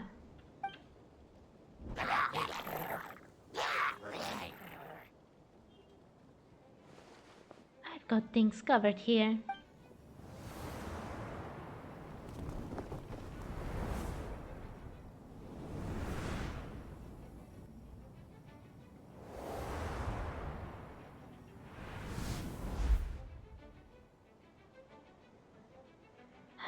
I don't like being in the middle like this, especially on a bridge. I loved that shot, by the way. It was super awesome. Oh, look who it is. Ah, get back. Phew, that was a close one. I suppose thanks are in order, Master Diluc. I appreciate the help. No need. I didn't intervene to save you. It was for my own convenience. You were in my way. Oh, well, let me get out of your hair then. I suppose we could work together, but you would just melt my eyes anyway. Suit yourself. Alright, tell me. When did you notice something was off? The first trial. Ah, because of the fake Herta? No, because of you. Me? What did I do? My defense wasn't passionate enough? No, you weren't nervous enough.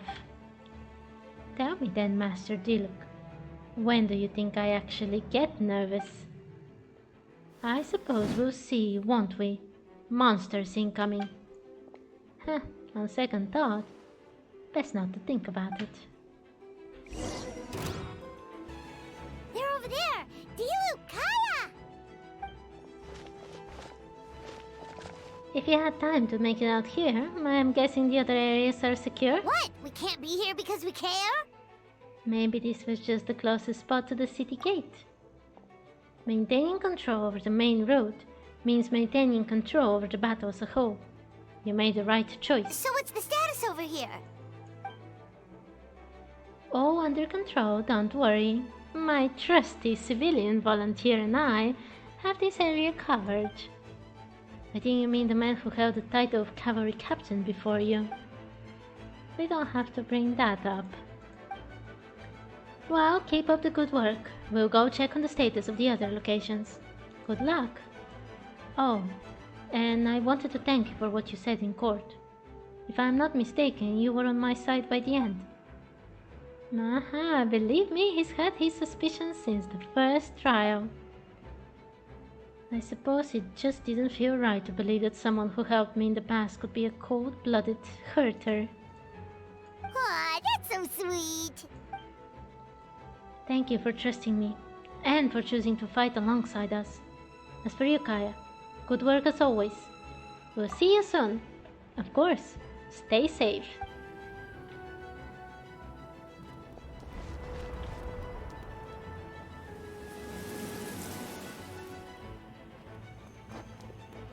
The shots are absolutely awesome.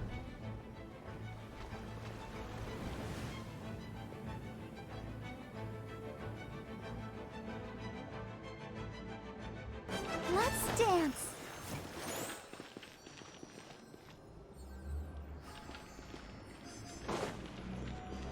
Oh, Mr. Guy, and Huffman, and Otto. And who else were there? Oh, Lawrence and Swan from the front gate. Alright, you should be on the mend. Thank you so much, Miss Barbara. Things are still quite chaotic outside. It's best if you all remain inside the cathedral for now. You're not rushing back out to the front line, are you? You're still injured. Don't worry, Miss Barbara. I'll try not to put myself in harm's way. I can help with the logistics from the back. Well, maybe we can give you a hand. As you said, the situation outside is chaotic. Injured parties should not be left unattended. There are others here who need to get back to the front lines, so I'll escort you all myself. Of course. Thank you, Miss Rosaria. Just doing my job. I'll leave the cathedral to you then, Barbara. You can count on me. I don't really know how all of this started, but I do know that Jean and the others have been preparing for this for a really long time. So, I think everything will be alright. No, it has to be. Did I catch you at a bad time, Barbara? No, not at all. Did you need something? I just wanted to tell you that, over the next few days, a lot of things are going to happen in Mondstadt. Attacks and fighting. So I need you to take care of yourself. Huh? How do you know? Albedo warned us in advance. It has something to do with Dragonspine, and he is our authority on that region, so we should take him at his word. Dragonspine, huh? So the city is going to be in danger? Yes, but the Knights of Favonius will do whatever we can to protect the people. But then, who will protect you? Don't worry, I'll look out for myself, I promise.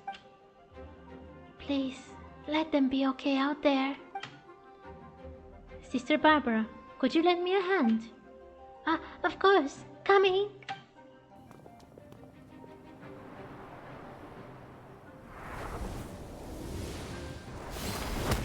Oh, Noel! And Bennett? I absolutely love all the shots here. Amber and Mika out there. They're here. Prepare for battle. On guard, everyone. Incoming monsters at 11 o'clock. Looks like we've got 25 Hilichurus, 2 Blazing Axe Mitachurus, and a bunch of different slimes. Prepare elemental countermeasures. Roger that. Oh, yes. Look at that. It's awesome. Amber. I've seen Miko only in trials. I don't have him at all. Hertha! Oh, jeez, your voice scared me just now. What? Still caught up in the imposter incident? I thought you knew about the plan. Well, after you up and disappeared one day, all Master Jean told me was that you'd be gone for a while on an important mission, and that it'd be better if people thought you were dead. And then, what do you know? Someone who looks exactly like you appears out of nowhere 2 days later. If Master Jean hadn't told me about your mission, I would have fallen for it hook, line, and sinker. Yeah, that's quite a scary thought. I get chills just thinking about it. A monster replacing someone close to you, and you're none the wiser. Don't worry. Once this is over, these monsters won't be threat to us again. Albedo, are you okay? The trial wasn't too hard on you, was it? I'm sorry I couldn't be there. I was so worried. Same here. I thought it was all real at one point. I was in complete shock. So you didn't know, Amber? Then it seems Eula did an excellent job at keeping the situation under wraps. And no need to worry, you two. I'm no worse for wear. That sounds like Eula, alright. She's like an impenetrable wall, that one. You're not getting a secret out of her. Yeah, for sure. She's someone you can really count on. Wait, so how did you decide Hertha should disappear again? After all this fighting, I can't seem to get it straight. It was Kaya's suggestion. He said the plan would work best with someone well-known and reputable without being too high profile. Naturally, Miss Hertha was the perfect choice. We needed to leave a hole in our organization, so she came up with the idea that she would disappear. So that explains the rumor that someone had fallen during the mission. Of course, it didn't take long for that to get resolved. No, because the imposter fell right into our trap. It was all part of the plan. First, we spread the rumor that Hertha was missing in action after some kind of incident. The news came from Kaya and Hertha's direct subordinates, which was important because we needed it to be credible. The imposters saw the gap in our ranks and couldn't help but take the bait. It didn't take long for the fake Hertha to appear on the night's patrol route, claiming to have survived her mission. When did that happen? Over 6 months ago. 6 months ago? Whoa, so this has been a long time in the making. That's a lot. They kept the ruse for so long? Yes, and our enemy was more meticulous than we expected. Monsters have been searching for Hertha's body in order to protect the imposter's identity, which is a more advanced way of thinking than Subject 2. So we had to wait long enough to convince the fake Hertha that she had our trust. Furthermore, we needed to give her time to gather evidence against me and convince herself she had enough to strike. But how did the Knight's internal information even reach Durin and his monsters? There's an informant among our ranks. Don't worry, Barbatos already tracked her down. She doesn't have his blessing, so she can't hear what we're talking about right now. Honestly, this whole situation almost gave Paimon a heart attack. All those awful accusations in the first trial, and you couldn't even defend yourself! Who is the informant? She? I honestly have no idea. It was to be expected. I couldn't just reveal the truth. It had to be at the right moment, or it would have given the imposter even more fuel to use against me. She would have demanded to know how I knew about Dragonspine and the monsters in disguise. And if my true identity got out, the public's trust in me would be gone. It was a trap, you see. Argue back and expose my origins, or keep my mouth shut and be seen as a murderer. Credit where credit is due. It was well thought out. Yeah, thank goodness we were able to back her into a corner. Indeed. And I have you to thank for that, Traveler. You probably don't know it, but you've been a part of the plan since the beginning. Me? But I didn't even know there was a plan. And for that, you have my sincere apologies. I know I kept you in the dark, but I had a reason. This might not sound intuitive, but I did it to make the plan even stronger. From the beginning, I knew I had to leave the letters in my office for a fair and independent reader to discover. Someone willing to seek the truth. Naturally, I thought of you. I knew you would return for Windbloom. I knew you would agree to attend the trial. And I knew your sense of responsibility and justice as an honorary knight would compel you to start your own investigation. The fake Herta, subject 2, has met you on Dragonspine before. If she thought even you had lost faith in me, her confidence might get the best of her. The perfect time for us to strike. Albedo's right. You were part of our plan from the start. I hope you don't take offense at our decision to keep that from you. No, Jade, it's... I'm so glad I was included. And please, don't be too hard on Albedo. He was just doing his best to look out for Mondstadt. Enough people were involved in the plan as it was. We had no other choice. The Honorary Knight and Paimon will always be friends of Mondstadt. We will never forget that. Aww, that means a lot. In that case, thank you for thinking of me. It was an honor to take part. I couldn't have said it better myself. It is us who should be thanking you, Honorary Knight. Oh. Wait, was that you just now? Let's go to the side gate to check it out. Wait, Dahlia has come here. I step outside to the courtroom, and this is the first thing I see. I'm not sure how much more I can take. I'm not brave enough. I think you should give yourself more credit.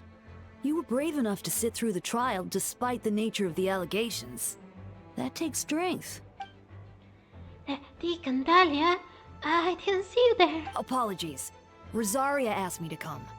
With Albedo running around protecting the city, she was worried you might be alone. At a time like this, 2 is much better than 1. So let me help. Thank you. I didn't think Miss Rosaria even remembered me. Of course she does. She spent all that time monitoring Albedo. It's only natural that she remembers his most dedicated student. Yeah. So after all this, I thought Mr. Albedo's identity will be a secret, huh? Not to the higher-ups, at least. As far as I know, he shared that information with close members of his order long before these events. Huh? Perhaps I spoke too soon. You do scare easily. Sorry. I guess I didn't expect Mr. Albedo to just reveal it like that. I'm sure he felt the time was right. Besides, you know the truth. I know the truth. It doesn't change anything, right? When Mr. Albedo told me in the library a few days ago, I was pretty shocked. But more than that, I was amazed. Not afraid? No, not afraid. I trust in knowledge and science. And I trust in Mr. Albedo as a person. I just noticed, Deacon. There aren't any wind currents around us. We lucked out on that front. Otherwise, that conversation would have been for the whole city to hear. Huh? That's how it works? That could have been so embarrassing. There we go. Oh, there are more.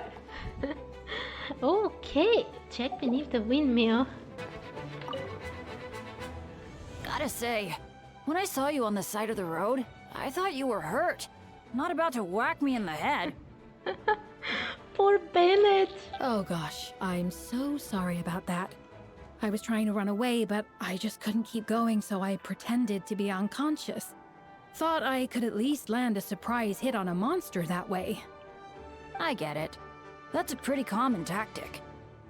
Oh, Traveler, Albedo, you're here. Yes. Looks like this person could use some help.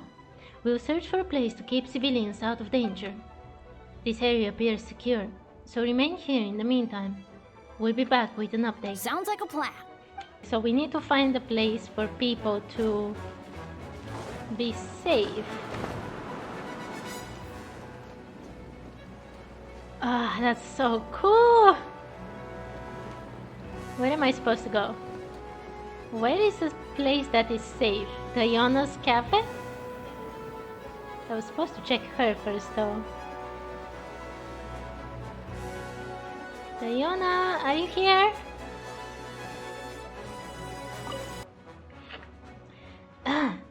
These darn things are more annoying than disgusting booth hounds.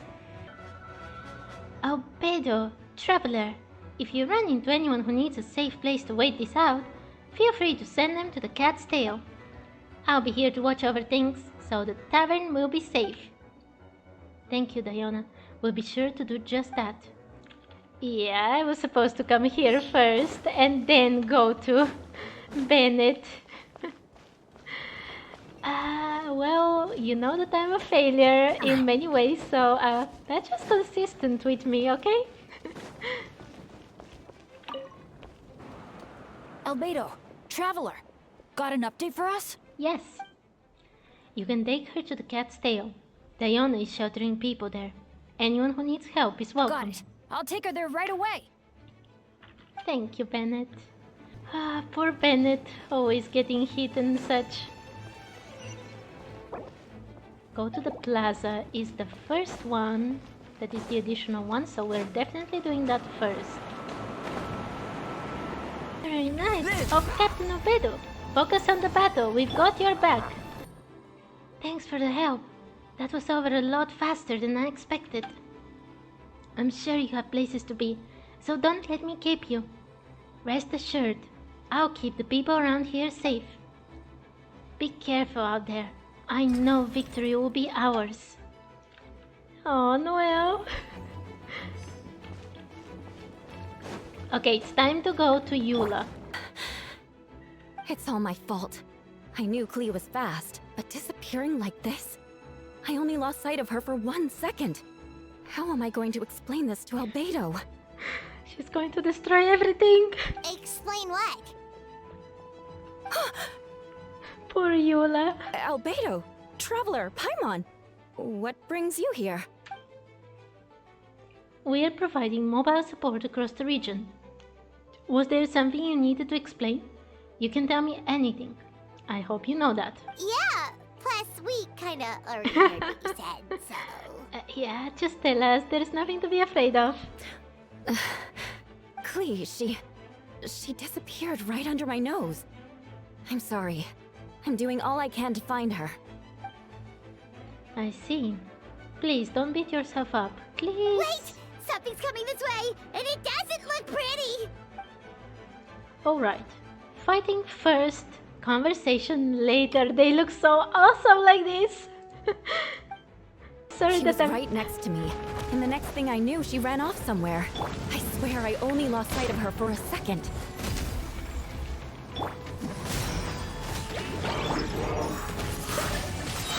Windblade!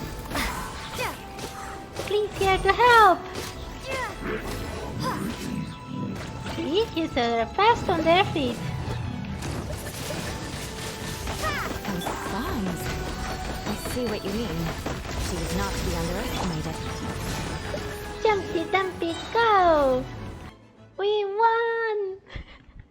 I just wanted to say I'm sorry I'm fangirling so much, but it's so awesome! Great work, Klee. I'll be counting on you to protect Eula next time too. Albedo, you can't be serious. No problem. Just leave it to Klee. Are you going on patrol, Mr. Albedo? Klee heard you went camping for a few days, and these monsters followed you back home. Camping. Ah, right. The truth isn't suitable for little ears. That's right. So I need to report back to Master Jean to settle my expenses. If you have some time, I'm sure Eula would be grateful for if you escorted her back to headquarters as well. Of course. I place myself in your capable hands, Spark Knight. It would be an honor. Klee will do her best. That should be it for now. Good work, everyone. How did we fare injury-wise? Good. Our preparations paid off. Injuries are few and far between. I have the full record here. Wonderful. I'll review it in a bit. We're back! Everyone alright? Amber? Yep, right as rain. We're back. Klee kept Miss Eula safe the whole way. That's amazing, Klee. Eula was lucky to have you. Looks like we're still missing a few. Reporting back, Master Jean. Mission complete. Good to have you back safe and sound. And great work, everyone. This operation could not have happened without you all. Your leadership is what made it possible, Master Jean. It's been a busy few days. You should take a well-deserved break. I will, but I believe you deserve one most of all. My work isn't finished, I'm afraid. I have a few loose ends to tie up. Loose ends? Yes, of course. We can talk about it back at headquarters. Arin and Paimon should be there too. Alright, everyone. Alright. Everyone who has finished their work should head back to their quarters or to the church to get some rest. Wanna come with us, Klee? We can drink some tea and eat some freshly baked moon pies. Yes, yes!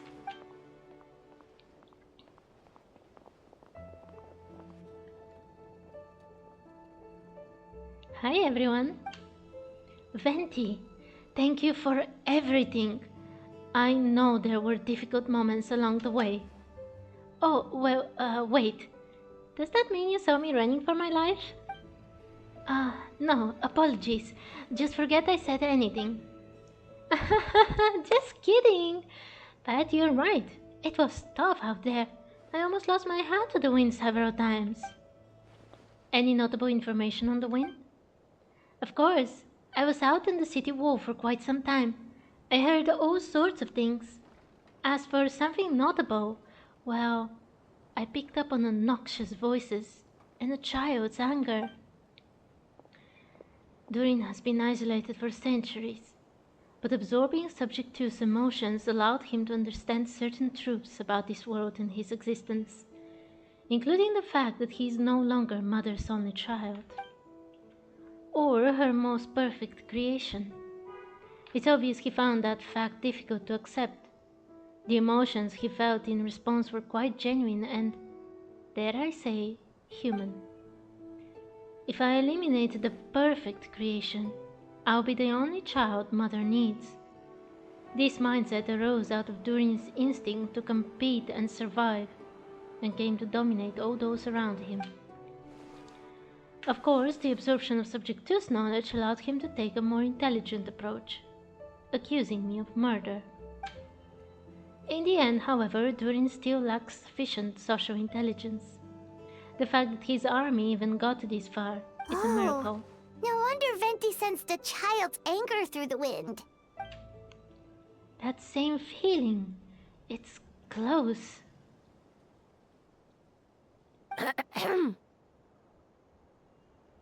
Fonya.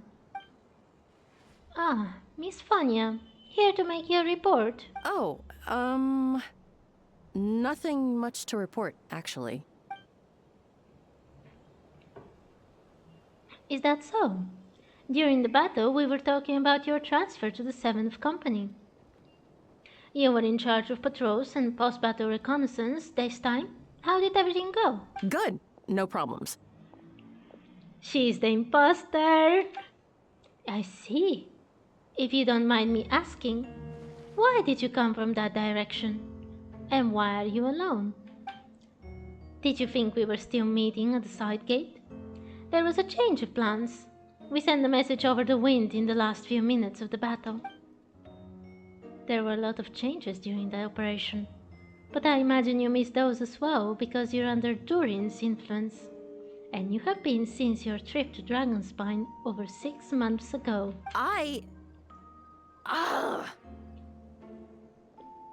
Fonya.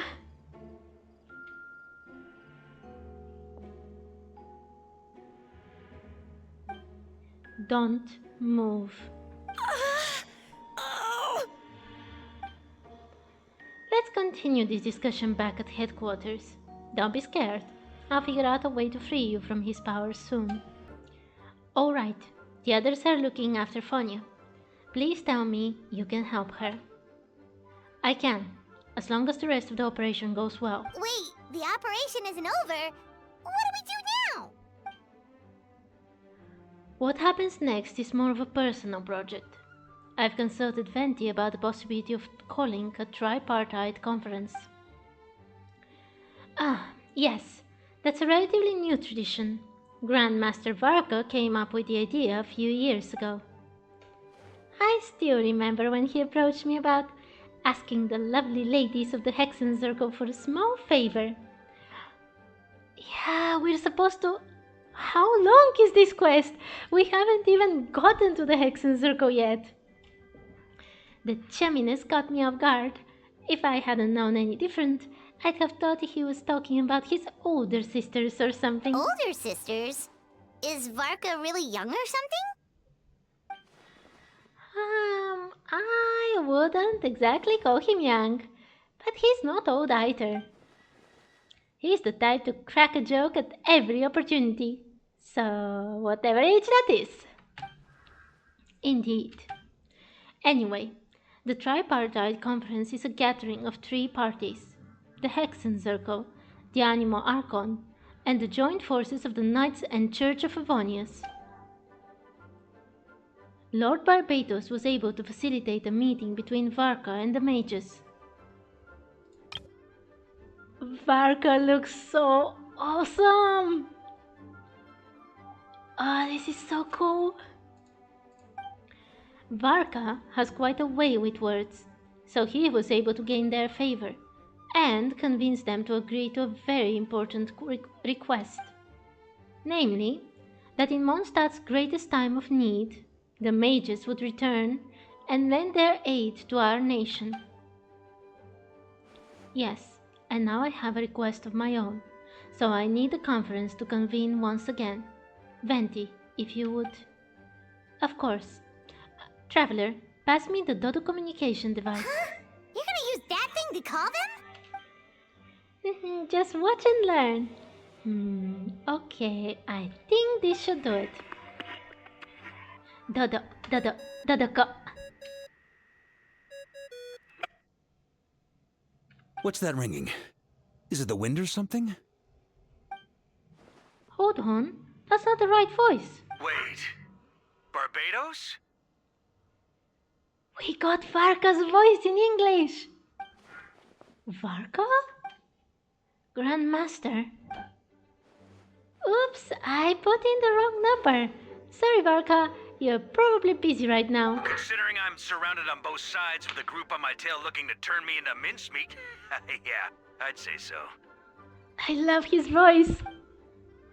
Ah, yes, well, have fun with that. We can talk some other time. Alright, pass along my regards. Oh, and I still owe you for those drinks, don't I? Just take it from my stash. I keep it in... Dodo. Go.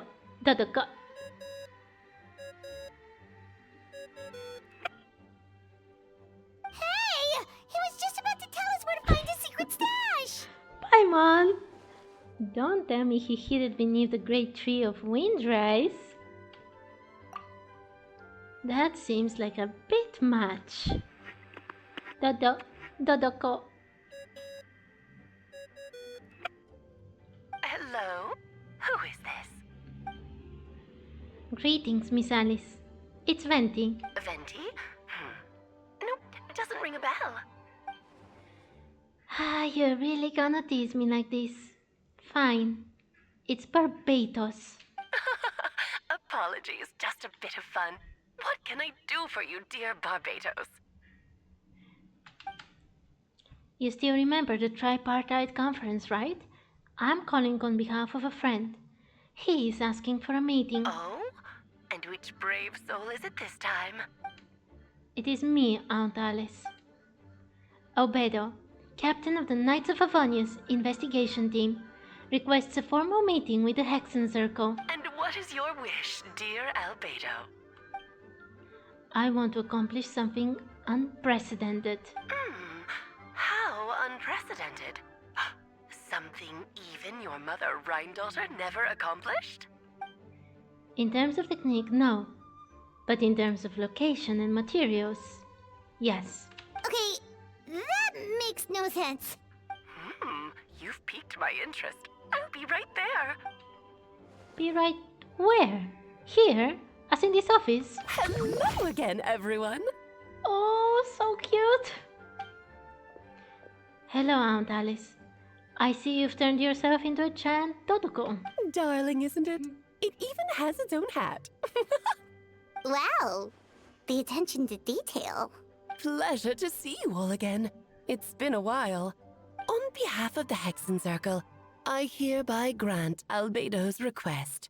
I'm guessing you still need to prepare? Take your time. Just come find me at the long table when you're ready. Aw, that's nice of you. I suppose it's just my nature, darling. Thank you, Aunt Alice. Before we set out, there is someone you need to meet. Head to my office. He's waiting for you there.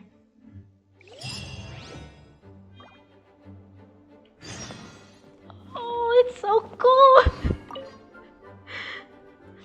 You did so much for us this time, Lord Barbados. I don't even know how to thank you. Don't thank me at all, please. It makes it seem like I'm useless the rest of the time. You know that's not what I mean. What I meant.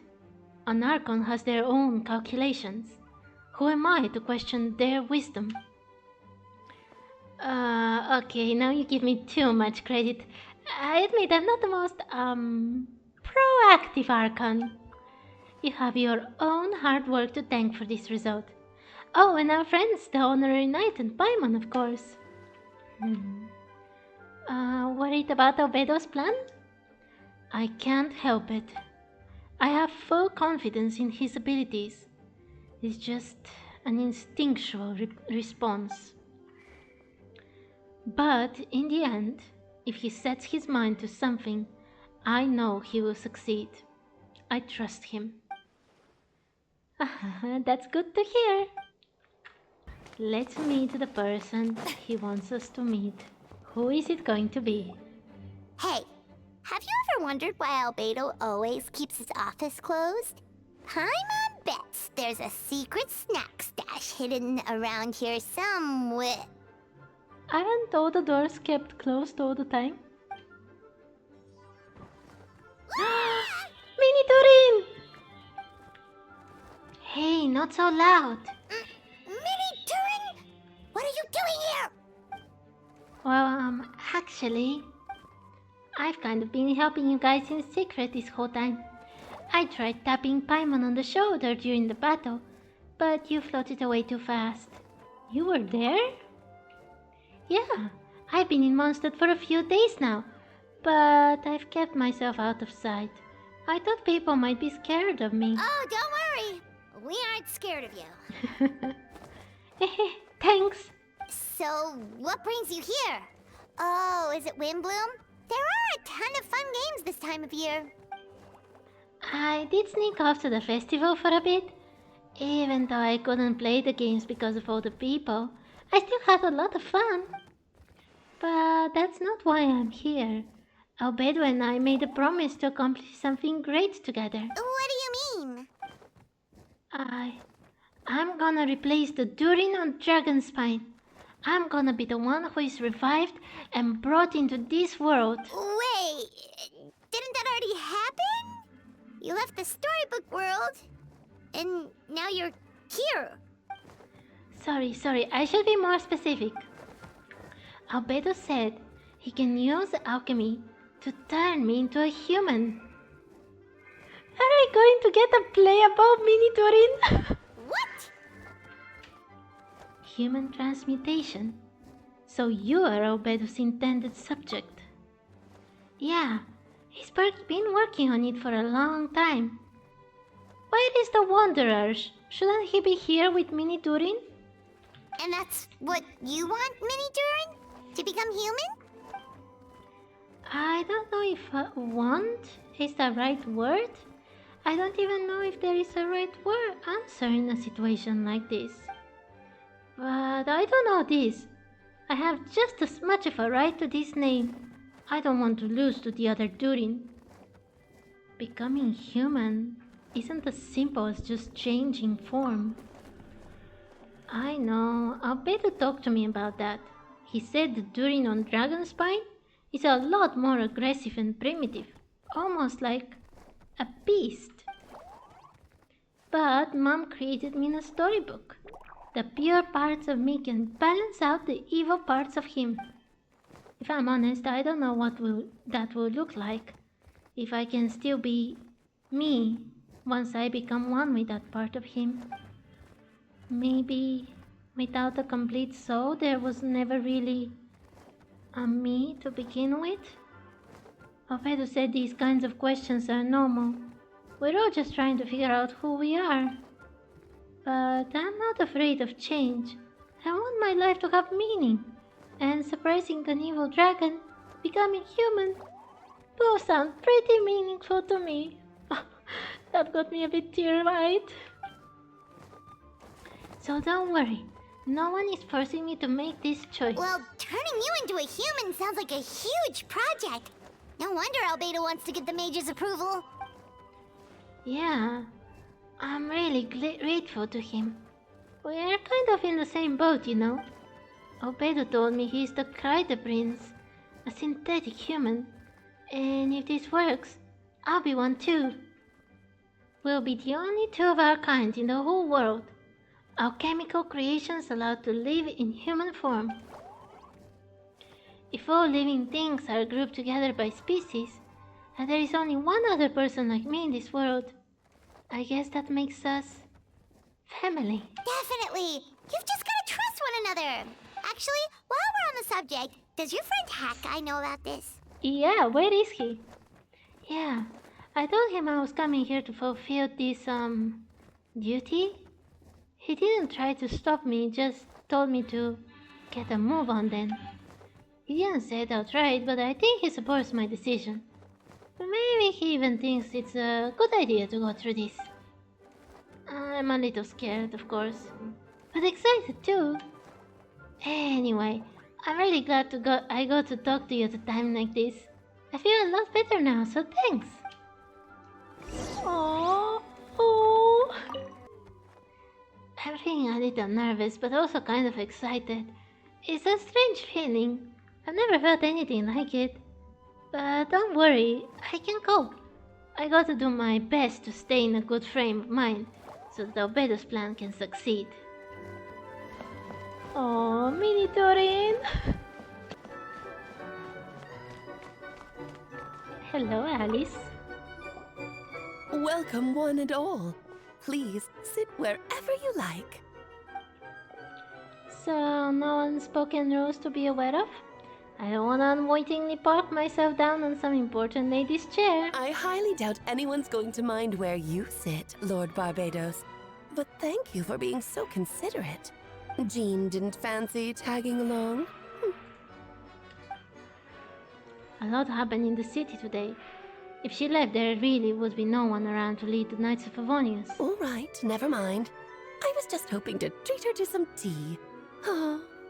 So, tell me, Albedo, what is this outrageous and audacious plan of yours that I've been hearing murmurings about?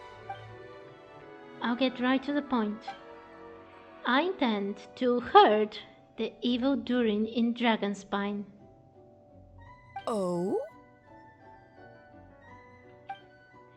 And I'd also like to request some alchemical reagents from the Hexen Circle. Which ones? I'm all ears. First would be the flesh of that immortal monster from the Mara Jivare. Interesting. What else? The other is a portion of the embryo left by my mother, Rhindaughter. Ah, the raw material from which she created her monsters in the past. There's not much of it left. Dragon blood, monster flesh, and embryo. Sounds to me like a formula for creating life. Correct. Durin's heart has continued to beat ever since the day he ended. That means it's just a matter of time before he eventually returns. It could be centuries away, or millennia, but the day will come. I've spent years investigating Dragonspine, so I'm well aware of the danger he poses. He has already posed a considerable threat to Mondstadt at less than half of his original strength. There is no telling how dire the consequences could be if he ever regained his full life force. Hence, if we want to be free of the dangers posed by his blood and limitless vitality, we must find a way to eliminate Durin entirely. Unfortunately, Durin is a special entity. Even after death, he could reawaken at any moment. So the solution is to hurt him and then resurrect him in a different form. Upon resurrection, he will no longer be the creature he once was. In fact, he will no longer be a monster at all, because I intend to transform him into a human-like being. During the summer, Klee and I visited a fairy tale world called Simulanka. It was created by mages from the Hexen Circle, so I'm sure you know of it. Of course! It was even the home of one of M's children the other Oh, I see. It was during that journey that I learned, with certainty, that Durin would return to life one day. That experience inspired me. I met the pure soul M had created, and I knew if I wanted to change Durin's fate, he could be the key. To that end, I devised an alchemical model for the transmutation. The soul will come from the fairy tale dragon of Simulanka, the blood from the original dragon's heart, and the monster remnants from the Mara Jivare, and the embryo mother left behind will form the flesh. The corrosive nature of the dragon venom and the heightened vitality of the monster remnants will offset each other, keeping the constructed body in perfect balance. A powerful side effect can be triggered when festering forces and life energy collide. In an alchemical setting, the results are sure to be nothing short of astounding. The glint in your eye when you talk about these ideas. You really are your mother's child. Do you see that as a bad thing, Count Alice? Of course not. To me, you're both extraordinary individuals. I find you fascinating. In any case, now I see why you asked Venti for help. The raw materials you seek are extremely valuable. The misuse of even the tiniest amount could cause unimaginable chaos. That said, we're happy to give you what you need. But there is one condition. You need to prove you can wield them. And so, you must pass the Hexencircle's trial. I understand. I figured something like this might happen. That's why I asked the Traveler to come along. Wait, I'm joining you in this thing? You're not even gonna try to talk me into it? Oh, you need convincing? I thought you would want to keep an eye on me. Who knows what sort of outlandish things I might attempt without someone to keep me in check. Fine, I'm not going to argue with you. So you know our tricks, huh? Aunt Alice has always loved the spectacle. Any chance to witness friends come together to support one another. Well, success means little if you have no one to celebrate it with, no? Although, I'm afraid dear Paimon will have to sit this one out. What? Why? The Hexencircle trials are no walk in the park, my dear. Besides, I already decided on the structure. There's only room for 2 participants, I'm afraid. No more, no less. You understand, don't you, Paimon? Oh, don't be too angry with your dear aunt. Okay. You can turn off the charm. Paimon will stay behind. Thank you for being so understanding. Then, whenever you two are ready, interact with the chessboard on the table. It will guide you through the trial. Then let me make a formal request. Will you go through this trial with me? Of course. Let's do this. Are you ready, Traveler? Just about. Then, my dear children, get ready for a taste of the Dodo King's magic.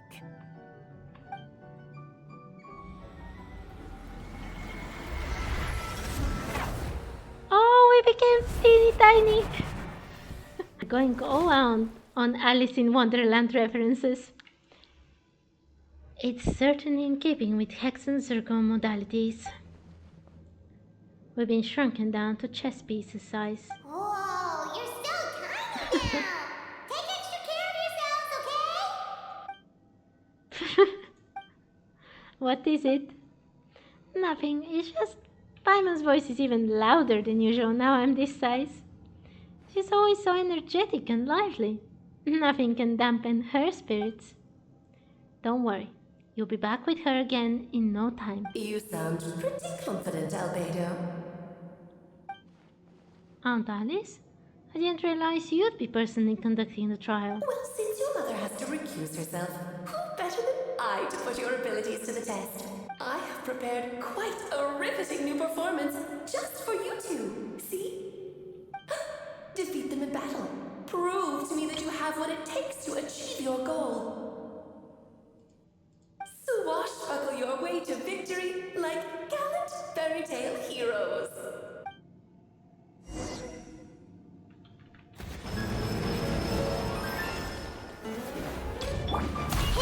Oops, I made a mistake. Oh! But my name echo in song.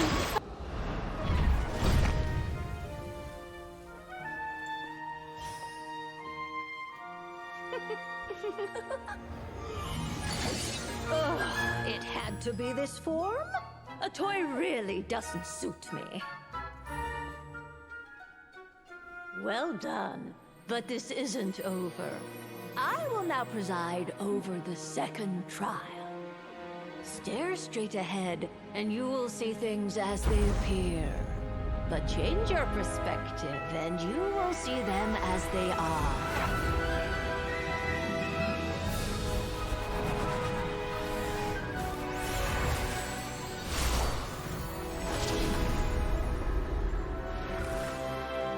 You okay?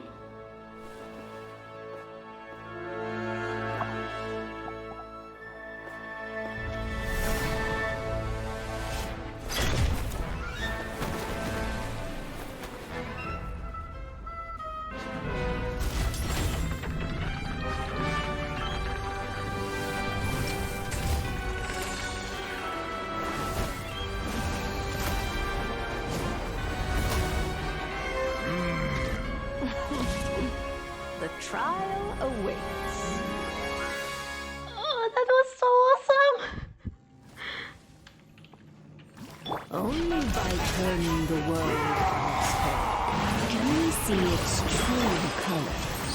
So, it begs the question, what do you see on the other side of this chessboard? Pawns earned true freedom the moment one messes with its true power. So, in the spirit of roundup, I prepared a little surprise for you. No need to thank me, of course. Just a small gesture of kindness from me, Barbalon, His Majesty, to you. Oh, Albedo, you're always so charming. With what?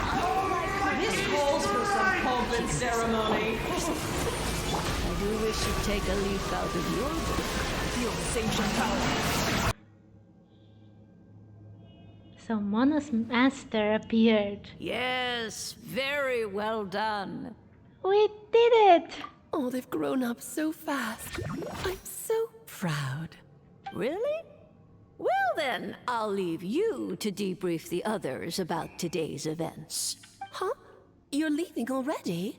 You did marvelously today. I'm thrilled for both of you. And should you feel the need to gloat profusely to that student of mine so she knows to up her game, be my guest. I love her evil laugh. Lovely tea party. But that'll do me for now. Until next time, my dearies. You're just going to up and leave? Barbie? You'll have to forgive Barbalov. She's always on the move.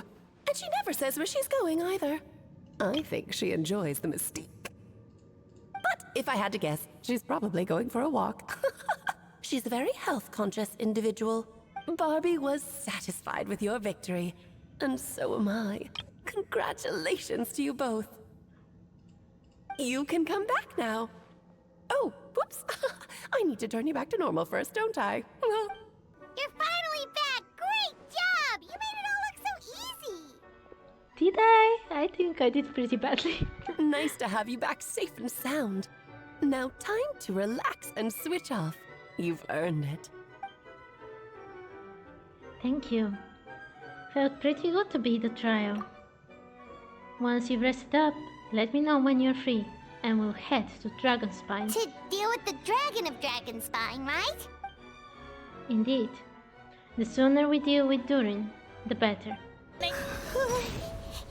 Yep, this place is as freezing as ever. Paimon's hands are turning to ice. Oh. We're going to want to climb into my foot? Is it warm in there? It should take the edge off, and it might improve your mood. I couldn't read it. And we're here back.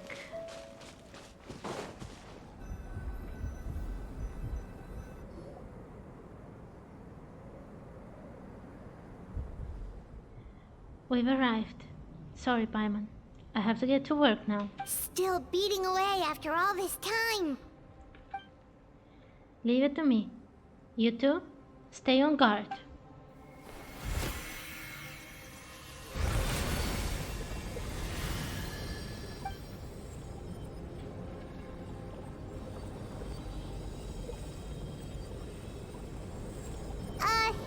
May Paimon ask a question? You may. Who is Durin to you? Do you think of him as one of your kind? And is he a dragon, person, animal, or monster? From an alchemical perspective, we're both artificial creations. But, biologically speaking, we have no relation whatsoever. So to say we are kin would be categorically incorrect. Sounds like you prefer humans to dragons then. It's not so much a matter of preference.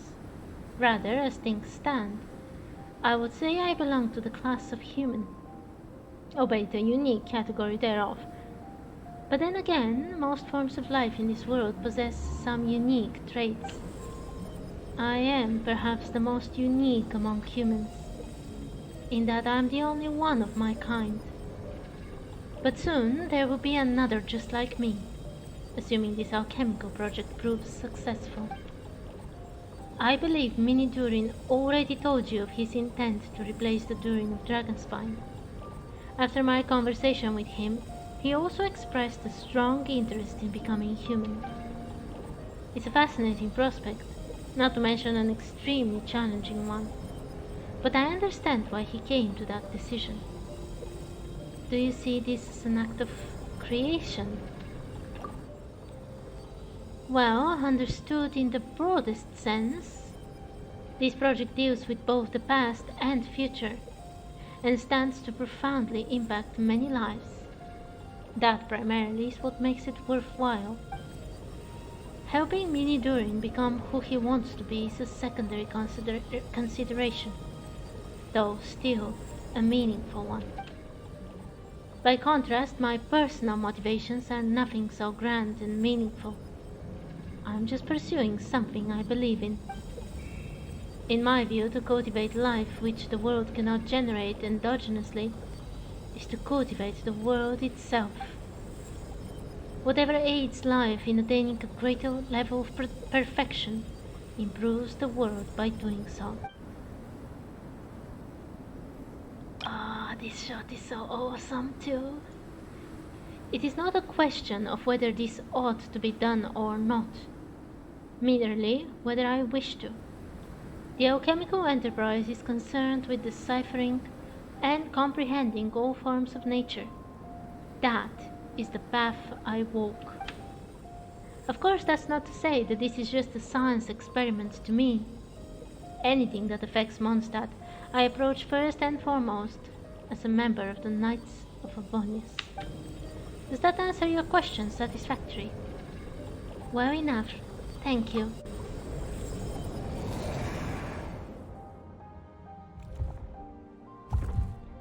Finished. Looks like a golden energy has encased the dragon's heart.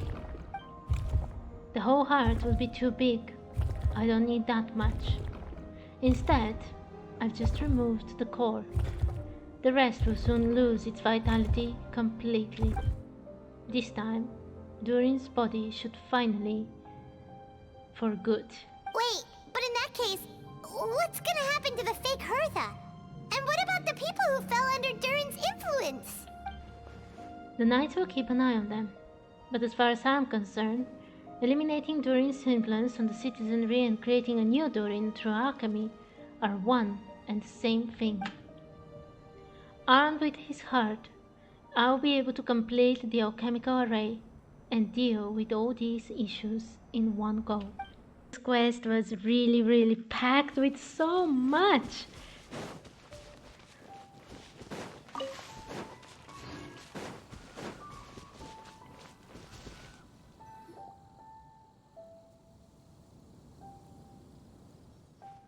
Let's call it a day here. Thank you for accompanying me. Pleasure! We sure learned a lot. Mondstadt's a lively place during the Windbloom Festival. You should take a look around and pick out some nice souvenirs for yourself. Oh yeah, the festival! Wonder who the Windbloom star is gonna be this time. Well, we've been too busy dealing with this situation the entire time. Who else would be free to work during the Windbloom Festival?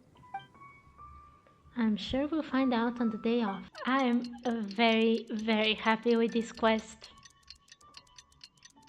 It just has the right amount of new things to discover. It has interesting characters that you care about. It's in an amazing location, Mondstadt, absolutely my favorite all year round. This is the place I return to. Let's go. The Windbloom Festival is about to begin! Let's go check it out! Let's go check it out. As you know, during this year's Windbloom Festival, the people of Mondstadt have banded together to defeat several waves of monsters that tried to invade our city. Accordingly, we would like to award the title of Windbloom Star to someone who made an outstanding contribution to the defense operation. This someone who may not look like a strong warrior, but whose keen insights played a vital role in gaining control over the conflict. His words and songs always have a way of lifting people's spirits, and they were a great support to us all. Let us give a round of applause to this year's Windbloom star, Venti the Bard. Wow! Amazing! Venti! Ah, Venti, there you go. Huh? Oh, wait, you're really gonna pick me? Why not? You're the perfect person for the job. Alright, does that mean I get unlimited free drinks at the tavern? I'm sure they'll be more than happy to support this year's Windbloom star. If you'd like, you can even take a drink while you give your acceptance speech to the crowd. In that case, let me swap out the speech for a song. Everyone, the best bard in the land is about to begin his performance, so don't go away. Gather round and lend me your ears.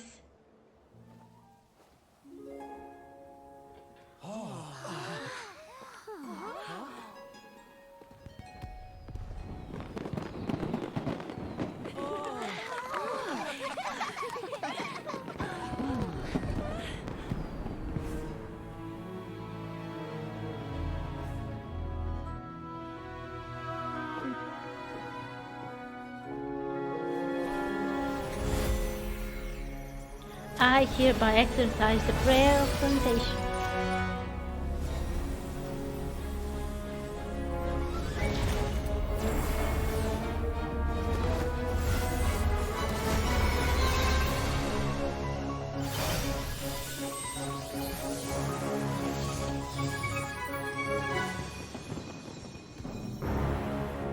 Ubiquitous earth, flowing water, refining fire, fortifying wind.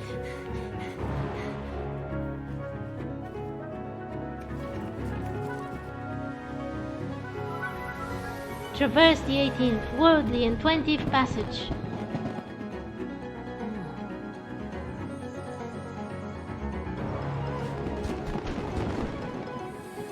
Emergent soul, enter the mortal realm. Elevate festering flesh into sacred blood and bone. O sages, witness my great endeavor.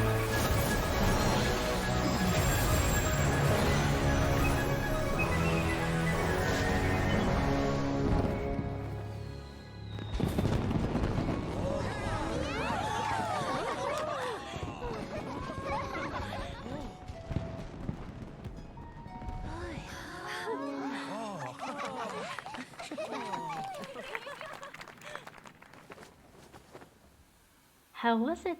Not bad, right?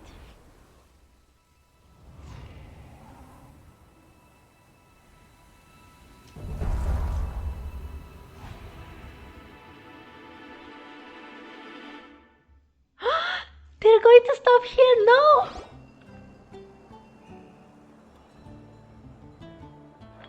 Albedo, how did everything go? Very smoothly, I'd say.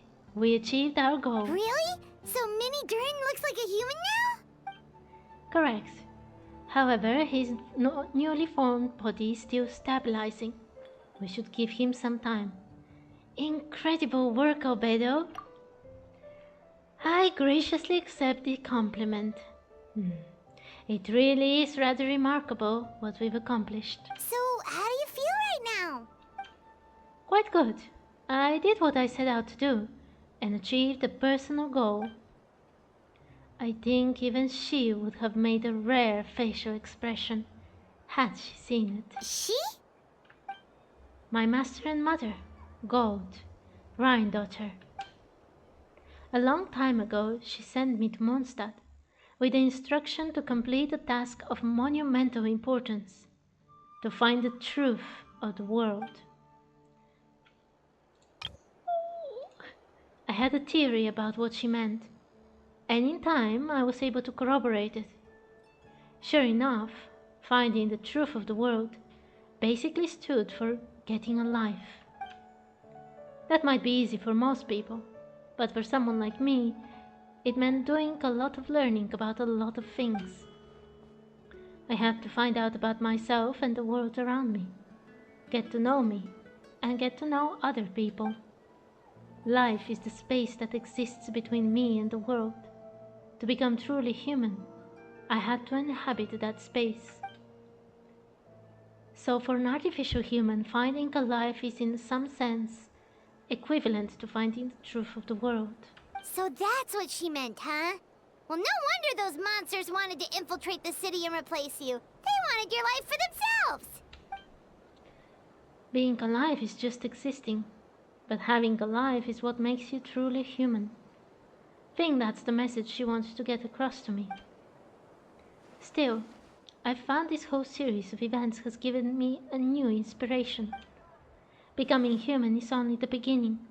What follows is the choices a human has to make in life, as well as the kinds of family bonds they will form. Most people would probably see the events of the last few days as something out of a nightmare. But for me, it's just part of my family life. I fear that the carefree existence my brother has enjoyed this far will now come to an end. Just like me, he will have to step into the world and face the same constraints as everyone else. You've got an unusual family, that's for sure. Well, I suppose we get it from our mother. She is highly unusual. There are all kinds of families in the world. Some base their life around the family store, others around the farm. In my family, I suppose we tend to the flower beds. And now, I'm a gardener too. As long as you feel like you've gained something from the experience. Master never showed her face. But if the Hexen Circle knows what I've done, that means she knows as well, and gave her approval. Since devouring Nabarius, it would seem she has finally found a modicum of peace. And if so, then I'm truly happy for her. She didn't always have a penchant for madness, you know. Devouring Nabarius? What's Nabarius? I was about to say, we've never heard the name Nabarius, right? It's the name of the ruler of life. What? Aunt Alice told me about it not too long ago, but it came as no surprise. I knew Master would do it sooner or later. As for the ruler of life, all I truly know is this. Nabarius is not gone. Instead, because of Master's actions, she and Nabarius are now one. In any case, thank you so much for your help during the ordeal, and for choosing to stand by my side through it all. Of course, that's what friends are for. Paimon took the words right out of my mouth. Hearing you saying that means more than I can say. I'll make sure to pass along the sentiment when I report back to Master Jean. Oh, so you're heading back to headquarters? Well, good luck with the report. Thank you. I'll get going.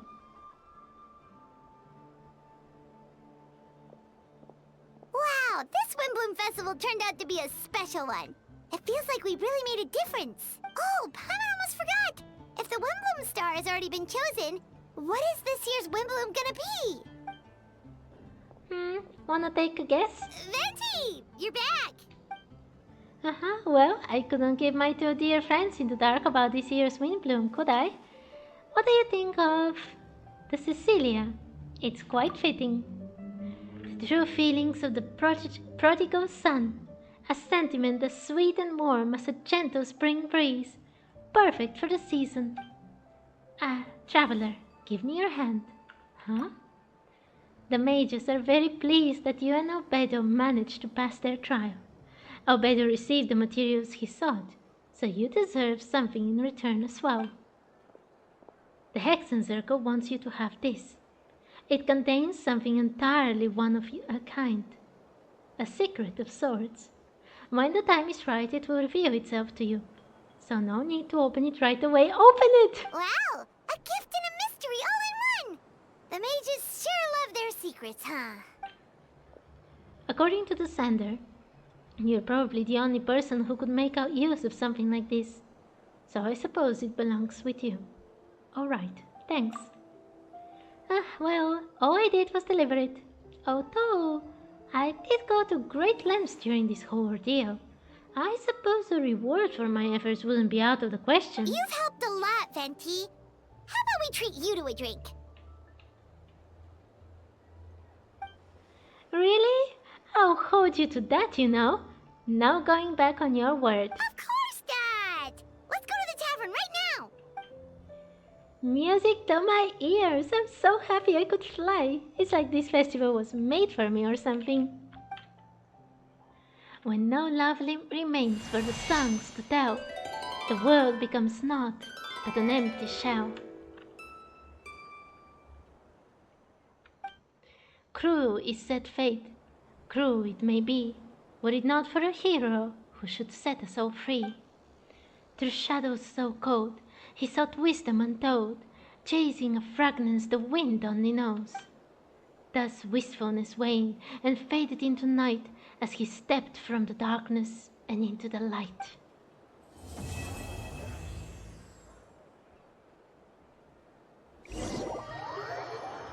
That was awesome! Just ending it. It had just the right amount of tension, of mystery, of completely mind-blowing revelations. I can't believe about Durin.